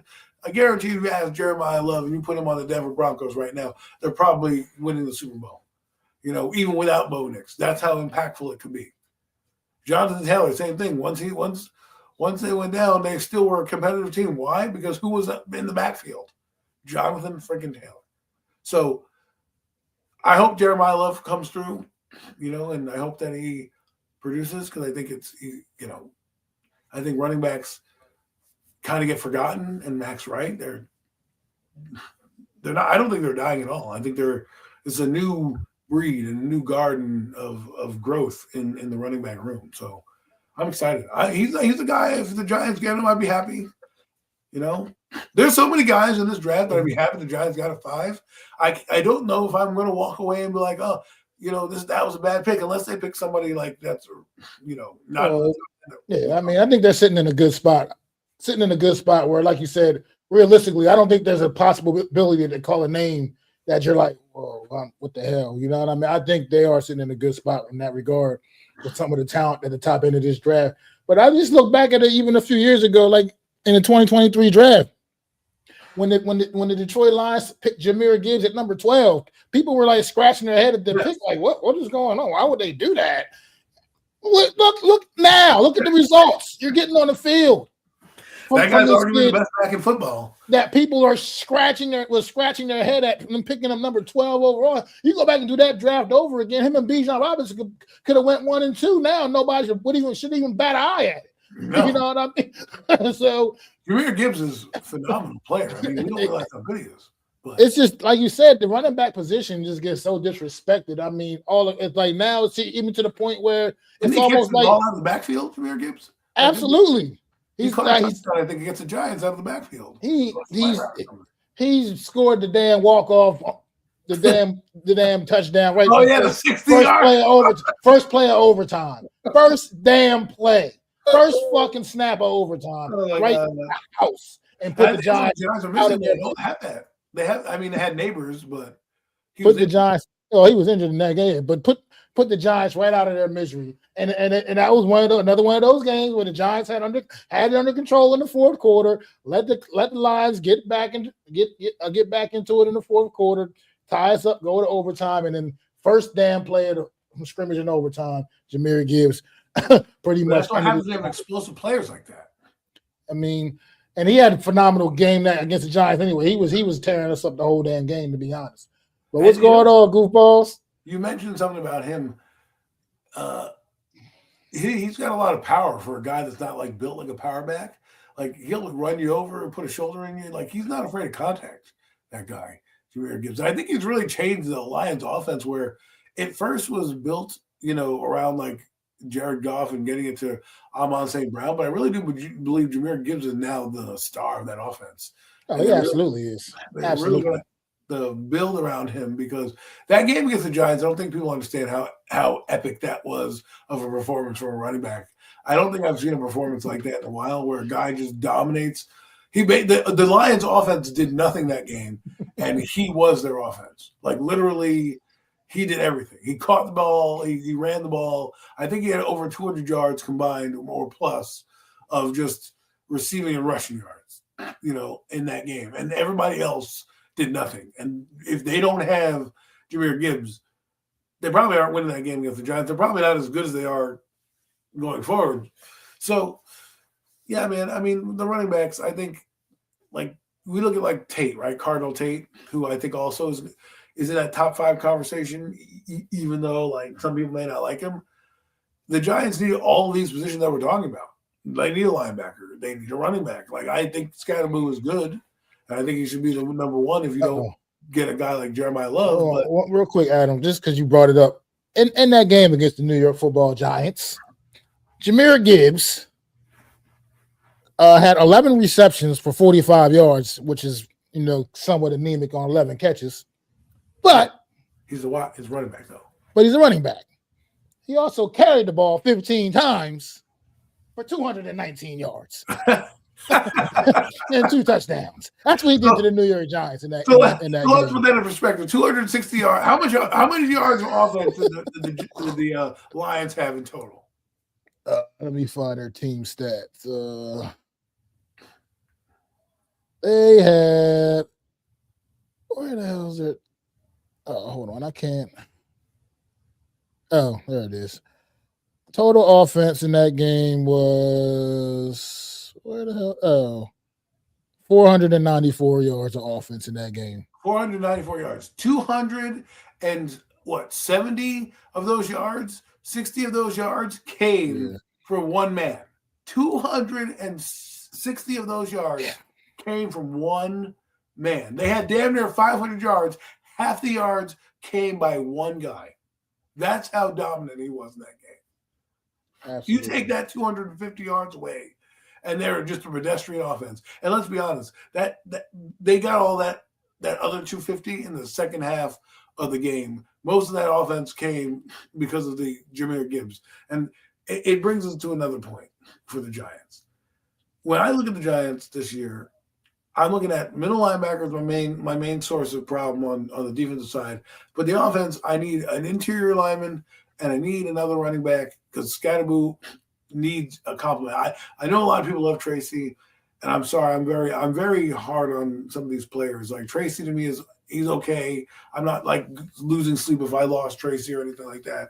Scatterboo, I think, is a difference because of his energy and what he brings. I think he's a bit of a different player that way. And I do believe he is a starter in terms of a number one back because I think he does different things. He can catch the ball, which makes him not a liability. If he was like Mike Allstott, even though Mike Allstott was pretty good, but if he was like a guy that was limited and he couldn't catch or anything like that, I'd be like, he's not a starter. He could be a starter Yo, Adam. Sorry, not to interrupt you, but I'm gonna get some rest, boys. I know you guys can hold it down from here. Sorry, I don't feel so good. You guys have a good night. Bless up. I'm We're gonna going to leave. be wrapping up soon, I'm sure. But Oh no, you're Yeah. good. You're good. I just better, think man. take a shower or something. All right, guys. it's all you know. I'm just trying to catch up, and people are sleeping over here, so I got a little bit of time. So if we want to continue, we can. We can end the show however you guys want to do it. But No, I just didn't want to interrupt. It's not you, Adam. It's me. I just didn't want to interrupt you. You he guys is a just great have blocker. You're right. a conversation. You know what I'm saying? I think Cam is a good complimentary back. I just think they need a breakaway back. Nothing against him. I guess. I don't think think about Tiki Barber and Ron Dan. I know that doesn't bring up great memories, but or how about this? Warwick Dunn and Mike Allstott. That's a different thunder and lightning. Like the Warwick Dunn was the home run threat, and Mike Allstott was the guy that was the bruiser that would come in either at the beginning of the game, he would bludgeon you, or at the end of the game, he would be that guy that you wouldn't want to tackle in the 4-minute offense when they had a lead. We had that. We had a little example of that. With Jacobson and Brashdorf for a couple of years. True. I forgot about them. I love that guy, Jacobs. And a lot of people said the same thing about Jacobs that they said about Scatteroo. Oh, we can't do this. Oh, we can't do that. And that guy ended up being a solid starting running back for the Giants. Jacobs. So, I think Scatteroo is an all-around back, but I believe the Giants need a little bit more explosion in terms of like another speed receiver, a guy that can do, like, if you got a Tyquan Thornton, runs a 4.3, whatever, that guy helps open up Malik Neighbors, or a guy like Wandale Robinson if you keep him, because he's going to stretch the field and he's a legit threat because you saw him do it in Kansas City, unlike Jalen Hyatt. And I think if you bring in guys like Isaiah Likely, he's a guy that I'm targeting for the Giants. If the Giants can't get Likely, I'd pivot to DJ Njoku. I think the tight end position is a big deal for the Giants, and I think they really need to invest some quality money. Like, if you're gonna, like, don't give me a Darren Waller who's washed up, who doesn't want to play for you. Don't force feed me Theo Johnson and try to tell me he's a playmaker. You have some young guys out there. You're obviously not going to get Kyle Pitts, who. But they're franchising him, I think. He's getting franchised. Yeah, I think they're franchising him. Which is sad because I kind of was hoping that they would sour on him, he could be a free agent. But the next guy up is like an Isaiah Likely, who probably is not going to command as much money. And he already knows Harbaugh and Harbaugh's scheme and kind of philosophies. Not that they're running that type of offense, but look for a guy like Tyquan Thornton. Why? Because he played for Kansas City this year. Who's our offensive coordinator? Jim Nagy. So it would make sense to bring in a guy that's familiar with that offense to do things. And then I think they should try to go after a decent free agent guard. Linebacker is going to be tough because because you can't rely on Sonny Styles being there. So I kind of have to invest money here. So I don't know where they're going to go. I heard Leo Chanel they might like. There's rumors about Tremaine Edmonds, but the Giants. I think Tremaine Edmonds. I think he's getting permission. Secret trade. Yeah. What are your thoughts on? What do you think they're going to do at linebacker or some of the? I mean, you probably already talked about it, so it's probably just. A little bit. But I guess you don't want to repeat it for the viewers, but I'll give my take on it. For me, John Harbaugh to me is going to change. They're saying rumors on ESPN or NFL Network that there's going to be tinkering of the Giant offense. I think it's going to be a lot. The roster's going to be changed over a lot. I really do. I think you're going to see guys traded. I think you're going to see guys that you want here leave for bigger contracts like Wandale Robinson. I think they're really going to kind of get their core group in here and get guys they want and spend their money wisely. I don't think Joe Shane is really part of this. And the only reason I say that is because he said something interesting to me at the Combine. He said, I didn't go to the Senior Bowl this year because I was looking up coaches. And then I thought, well, when did the coaching search stop? The NFC Championship game, right? And then the Senior Bowl was what, the following week or like, I don't know exactly when the Senior Bowl was, but it wasn't like Joe Shane couldn't have gone there. So it was one of those telling things that, like, maybe you don't have the role that you are portraying up there, because He's like, I don't know anybody. I don't know any of the draft picks. I don't know. I'm like, what is going on here? How can you go on stage and say, I've done nothing to prepare myself for the draft? Holy shit. It just sounded. I was trying to listen to be caught up with the show because I knew we were talking about the draft, and I knew he had a press conference. I didn't really get a chance to listen to it, but the first, I listened to the first 8 minutes. It's a 17-minute podcast, so about almost halfway. And in the first half, he talked about gibberish. We're free agency and John Harbaugh. He was talking about, it took me time to communicate with how he wants to communicate. I'm like, yo, if you are not the dumbest motherfucker in the planet Earth, I don't know what it is. How it's gonna. Well, I needed to figure out how he texts and how he communicates. Like, what are we talking about here? You're you're telling me is that he's the boss and I have to bow down to him. That's essentially what you told me. You have no direction where you're going. You don't even have a job. You're not even prepared to talk to some of these guys because you didn't go to the Senior Bowl. And trust me, you didn't go to the Senior Bowl not because they didn't want you. You were in-house. You didn't go to the Senior Bowl because the actual person who's supposed to go there, her name is Dawn, and she was hired after the Super Bowl. Okay, the VP of player personnel that they got from the NFL offices, that's the reason why they weren't at the Senior Bowl. To go up there and say it's going to be nice to kind of get to know these guys at the combine. Like, that's like first year GM shit. Like, what are we doing? I'm going to get to know them at the combine.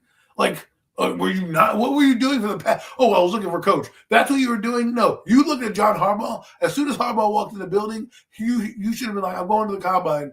And he could have said, fine, don't, take some good notes and then give them to whoever, whatever, right? He probably would have let you have gone there while he was building his staff out.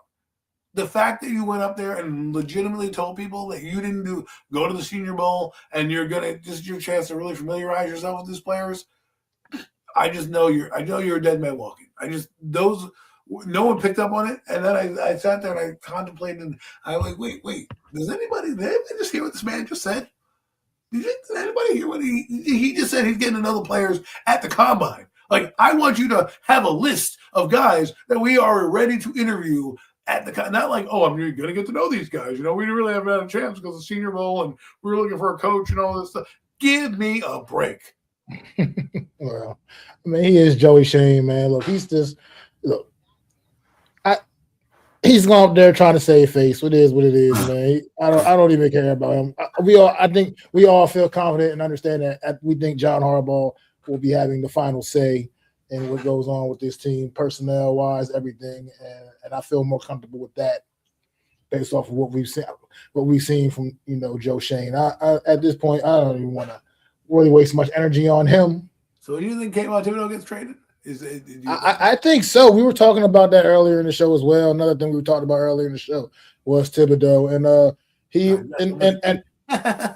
and our feeling. I mean, we were all on the same page. You came on, and you were still all on the same page anyway. So, and that's what we were talking about. But yeah, we were talking about Tibbs, and my thought on him was also just like, look, at this point in time, if you either what are you going to do with him? I mean, because this is his last year. Could be his last year here.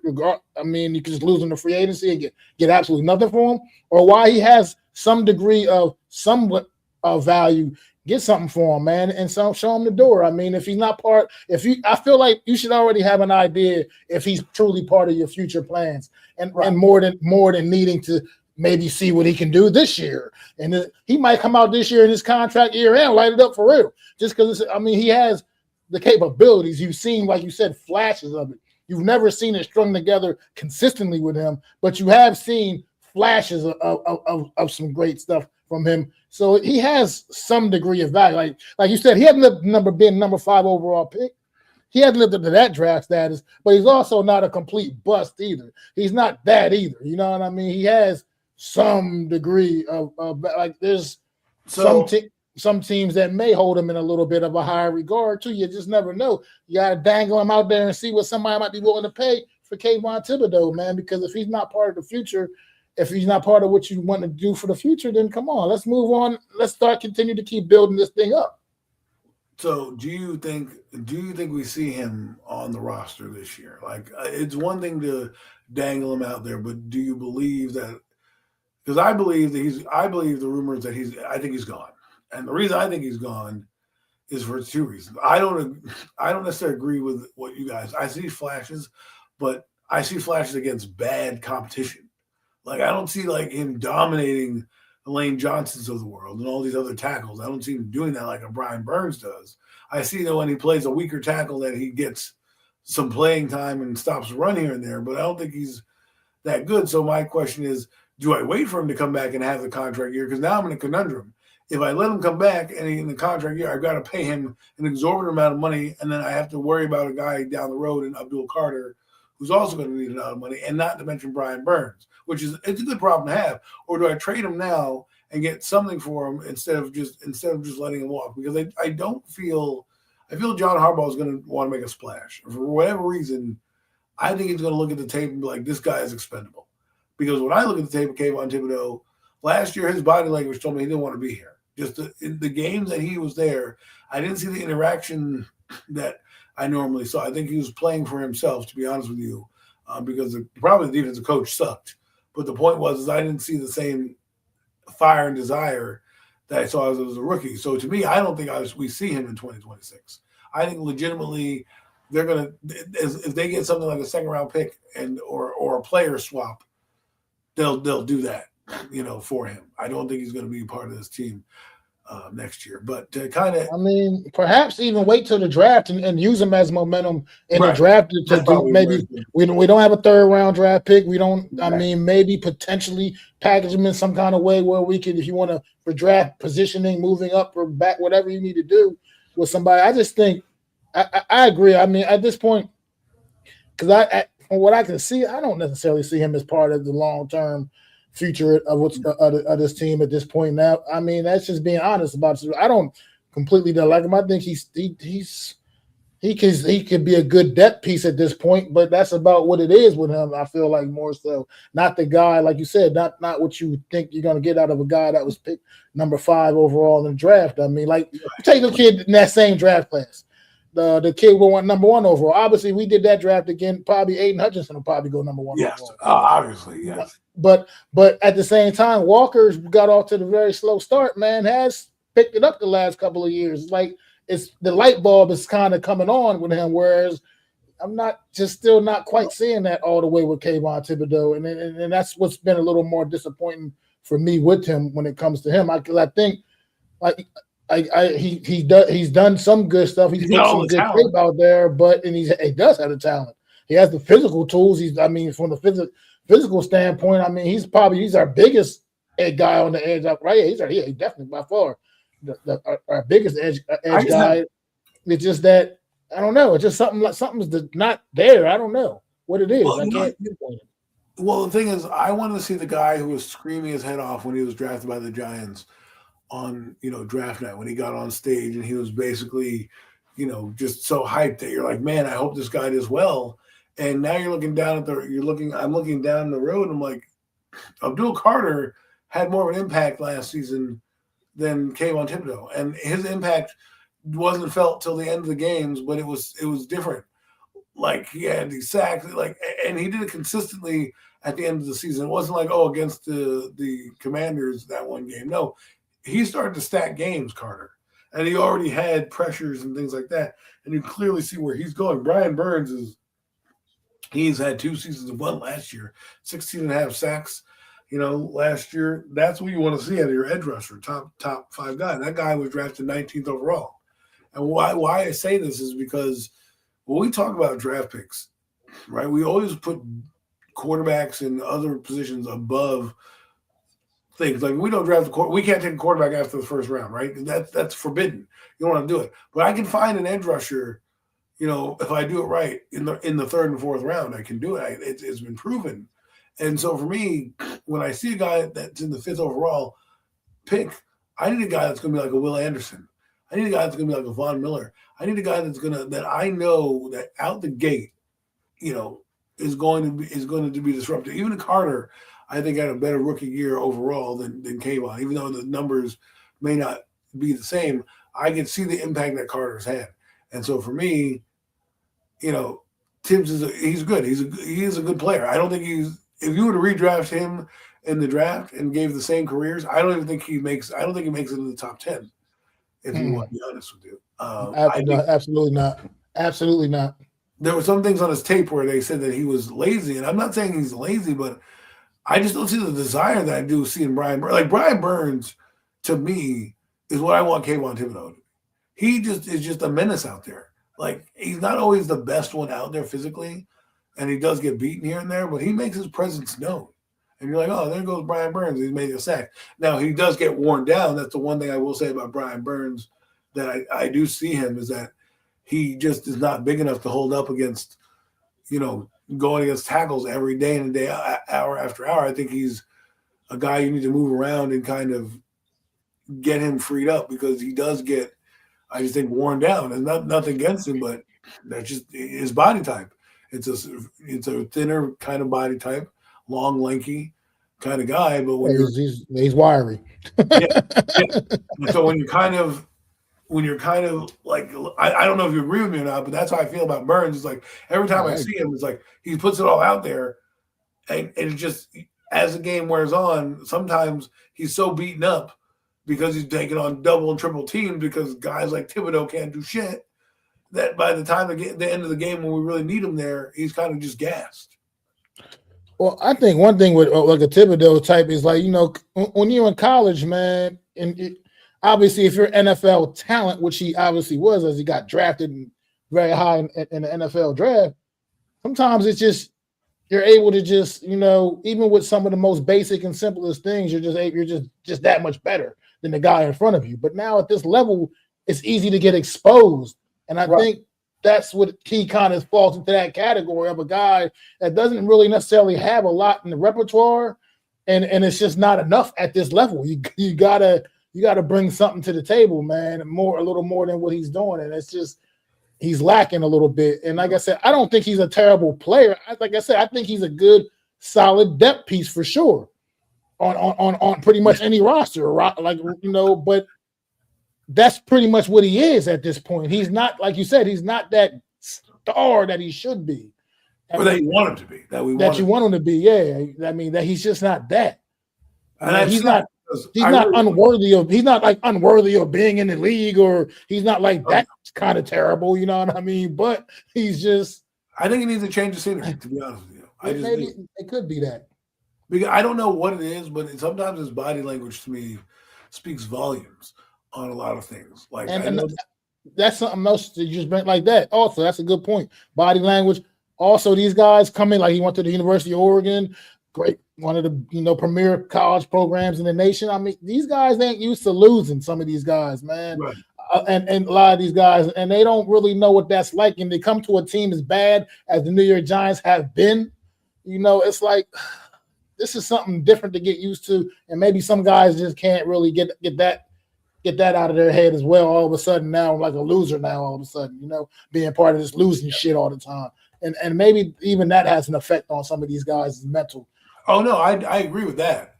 But you look at a guy like Brian Burns, and they went 4-13. The guy still is in the conversation for Defensive Player of the Year, right? You look at the Raiders and Max Crosby; they lose all the time. That guy just has a different level of, attitude towards it. And I was hoping that attitude would be put out with Kayvon Thibodeau. And you're like, oh my God, this guy is so relentless. He's our Max Crosby. He's everywhere on the field. And, I'm just disappointed. I'm more disappointed, I guess, than anybody, because I think a lot of people are like, well, yeah, he's good against the run. But I didn't draft you to stop the run. I drafted you to get to the quarterback. I don't draft you in the top 5 to stop the run. I drafted you in the top 5 to be a sacker, right? So for me, that's where I'm disappointed in, because I really had a lot of hope. See, yeah, you're right. You're absolutely right. Burns loves football, and that's the difference between him and Kayvon Thibodeau. You see it out there. You see it. Exactly. Dart loves football. You know what? That's why Kayvon Thibodeau's got to go, because I think John Harbaugh knows. He said something in his press conference like, these guys need to love ball, And if you don't love ball, we're going to get rid of you. I think you need to get rid of Slayton. I think you need to get rid of Thibodeau and just guys who like even Deontay Banks. I know they defend the front. Get rid of him. I'm sorry. I don't need you as a kick returner. I can get somebody else to do that. If I get Taquan Thornton here, I can have him be my kick returner. Right? Jalen Hyatt, get him out of here. And maybe you're right. Maybe Tibbs doesn't love football or the grind. Maybe he doesn't love the grind. There's something that's happened between 2022 when he was drafted to now, where the guy that was drafted is not the guy that I see or thought he was. There were question marks about his game that I was, concerned of, but thought he would overcome. But those question marks are still there. And the inconsistency he had on tape at Oregon, where they were like, well, his motor comes in. Like, that's the difference between him and Burns. The Burns got a motor. The guy just does not stop. And I think it's because of the love of the game. Maybe it's the love of the game that he just can't get enough. And Brian Burns eats and sleeps this shit while Thibodeau doesn't seem to do that. And I think it's going to be hard to pay him, Mac. I know you said that he's a backup player. He's going to command a lot of money regardless, right? And I think if you don't think he's going to be a double-digit sack guy, it's time to move on and get something for him. I mean, I hear you. At this point, I am pretty much ready to kind of turn the page there because these are good points. That some things I actually forgot about. I mean, even when he was coming out during the draft process, he was always talking about a lot of other things, and more other than just football. And especially around that time, you would like to see a guy really just all in. You know what I mean? About through the process, and he was all over the place. All his other things to do after football already. Like, why is your mind already there when you're just getting ready to start this new journey and you're already thinking about after your career already? So then it's a lot of red flags. Actually, that hindsight, you think, and it's like maybe we probably could have went a different direction, and probably should have went a different direction. His replacement, but absolutely. I mean, yeah, that's already telling. And then also, it just would. I don't know. I'm ready for just a fresh start with this team, and it starts with sometimes, like you said, cleaning up some of that. Like I remember that his rookie season when he had that big night in Washington. The big game in Washington he had that pretty much clinched the New York Giants getting the playoff. Getting the wild card spot. People, myself included, I thought that was like that was the breakout right there. That's it. Now we got this guy going forward. He's going to be a dog for us next year. We can't wait. And next year came, and it was like, what the fuck, man? It was just like, where's that guy? Like Brian Burns had a sack in the game against Minnesota where he made a sack and then they got an interception and fumble. Like he made game-changing, altering plays. And Thibodeau had one game that we all refer back to when we talk about Kayvon Thibodeau. Hey, remember that Washington game he had? There's nothing that can other games that stand out. I know people don't like this take because I've talked to them, Doug. You get rid of good players too much.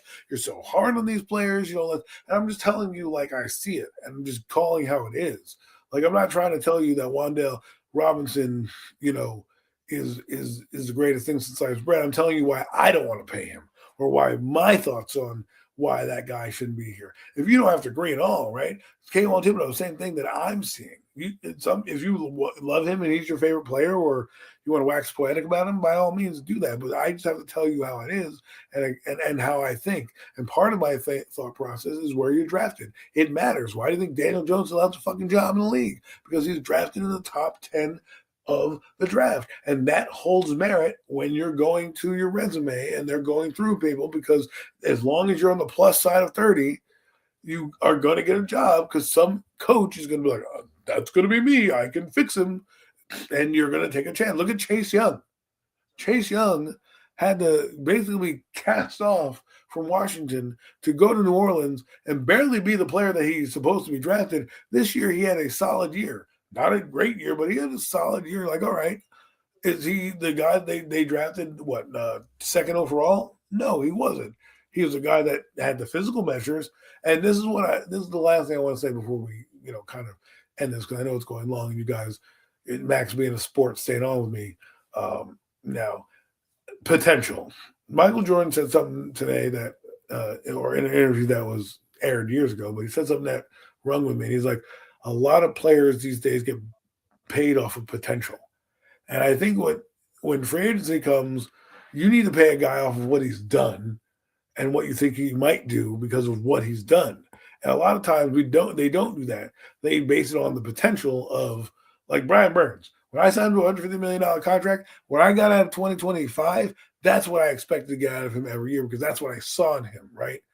And that's why you pay him that money. But when you get these like rookies or these other guys like Wandale hasn't done it for a year, he's only done it once, it's more of a reluctancy to pay you, and you have to structure these things. And a lot of these guys get paid off of potential, like a Thibodeau, right? And then they never live up to that potential, and now you have this big hole in the roster. So it's really hard to do this, and that's one of the things that I think about when these teams are building it. Like, you can't base it off potential. A resume has to matter. You have to say, look, this guy has done it. This is why I'm paying you, X, Y, and Z, because you were one of the top in your position. That's why. Leonard Williams, case in point, good player. Everyone always questioned, was he good? He finally goes to Seattle and puts it all together and becomes the player that we think that he is, and he is a Super Bowl champion. And he's did it for the last time. With the Giants, he was very disruptive, but he wasn't the guy he was in Seattle. And that he is in Seattle. Seattle, he's basically borderline Hall of Fame right now. That's how well he's playing, right? I mean, he may not get to the Hall of Fame, folks. Don't shoot the messenger here. But what I'm saying is this level of play has been elevated by the coaching staff and things like that. So now he needs to get paid. Jackson Smith-Njigba, he deserves to get paid because he's been good for the last couple of years. And this year he took that being good in 2025 and blew it up in 2024 and blew it up in 2025, and he deserves to be paid. Guys like that deserve to be paid, right? Well, guys like that do it off of 1 year, they deserve to prove it again. So I think when you're building these contracts out, take somebody's resume into consideration when you're paying them, and take some of the things that they've done and pay them for what they've done and what you hope they're going to be, as opposed to just saying, hey, you know what, we're going to give this guy $100 million because he hasn't shown it. Like, I hate to use his name, but Daniel Jones, the blind contract that they gave him, I don't think it was based on anything other than, hope and a prayer. Nothing that they saw could justify the contract outside of they were hopeful that happened. And I just want the Giants hopefully to go in with a measured attitude and a measured approach to this free agency period and get guys like, an Isaiah Likely or, a guy like a David Njoku, and give them a reasonable deal. Because you know what they're going to do and how they're going to help this team out, and get some of these teams, these guys like Slayton and Thibodeau, let them go elsewhere, and don't worry about he's going to blow up with the Kansas City Chiefs. Just worry about getting better. I'm excited for this season, man. Well, yeah, we are going to need to get ready to wrap things up. We're almost hitting the 2-hour mark right now, and my just a thing about Wandale real quick, just before we step off. I'll say one last thing about him.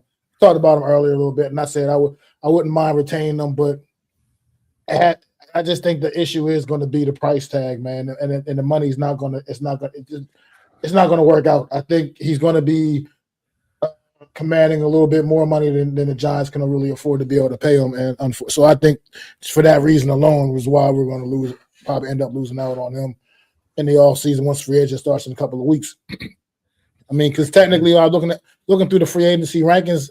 For what it's worth, Wandale he's ranked like 21 right now, I think, out of all the free agents, and that's pretty high up on the board. I think it's like 3 in his position, 2 or 3. Yeah, something like that. I think only Pickens and Pierce are the only 2 wide receivers I think ahead of him. I think. Yeah, and so that's pretty high up on the rankings. That means it's probably going to command a little bit of money. And I just said I think that's the only issue with Wandale for me is that I think that's just that I don't want to overpay him by no means. I don't. Because I do. 49ers, perfect team for him. I understand like some of your views, but I'm not quite as hard against him as you are. I just because I like Wandale, the player. I think he's a player that's shown improvement each year of his career. But at the same time, I think this year he's just going to cost too much to retain, and it'll be a detriment to the team if you overpay him. I mean, that's just how I feel about him. So I think we may have seen him play his last game as a New York Giant just because I think it's going to be too much money to retain him. But we'll see. We will find out. perfect for him. They do exactly what they need for him. Fits their system. High volume, short pass quarterback in Brock Purdy. They need guys underneath. He would work perfectly for them. I mean, we'll find out. We'll see what happens with him, man. But I don't know if you had anything final that you wanted to say before we wrap up, man. Appreciate you hopping on and sharing your thoughts, man. I mean, we were all on the same page in tune, but you came in a lot. You were talking about a lot of the stuff that we had already talked about, obviously already. But I'm sorry. nah, it's all good. It's definitely all good. Oh man, what's going on, Alex? Yeah, you come in right as we get ready to wrap up, man. But we appreciate you stopping in. Alex got bigger and better things, you know. Definitely appreciate you stopping in, man. But we're definitely about to wrap up because we've been on for a couple hours now, and it's getting kind of late. Max being a sport and letting me kind of just, fill in some time with them. It's a Premium Takes NFC East Roundup preview, But yeah. So we are going to get ready to wrap it up, man. Appreciate y'all coming in, bookends, Tudo, everybody else that was in chat, Coach Ed earlier. And definitely appreciate you guys, man. Tuning in for another edition of the Premium Takes podcast. Get them fours up for our guy, NYG Jeffy T, man. Always loving. Always going to be here for Jeff, man. Always going to be here with us, man. And we'll see y'all next Thursday night, man. Another edition of the Premium Takes podcast, man. Zion hopefully will be back and at full strength. So let's hope he gets better, man. And y'all have a good night. It's been another edition of the Premium Takes podcast. Peace.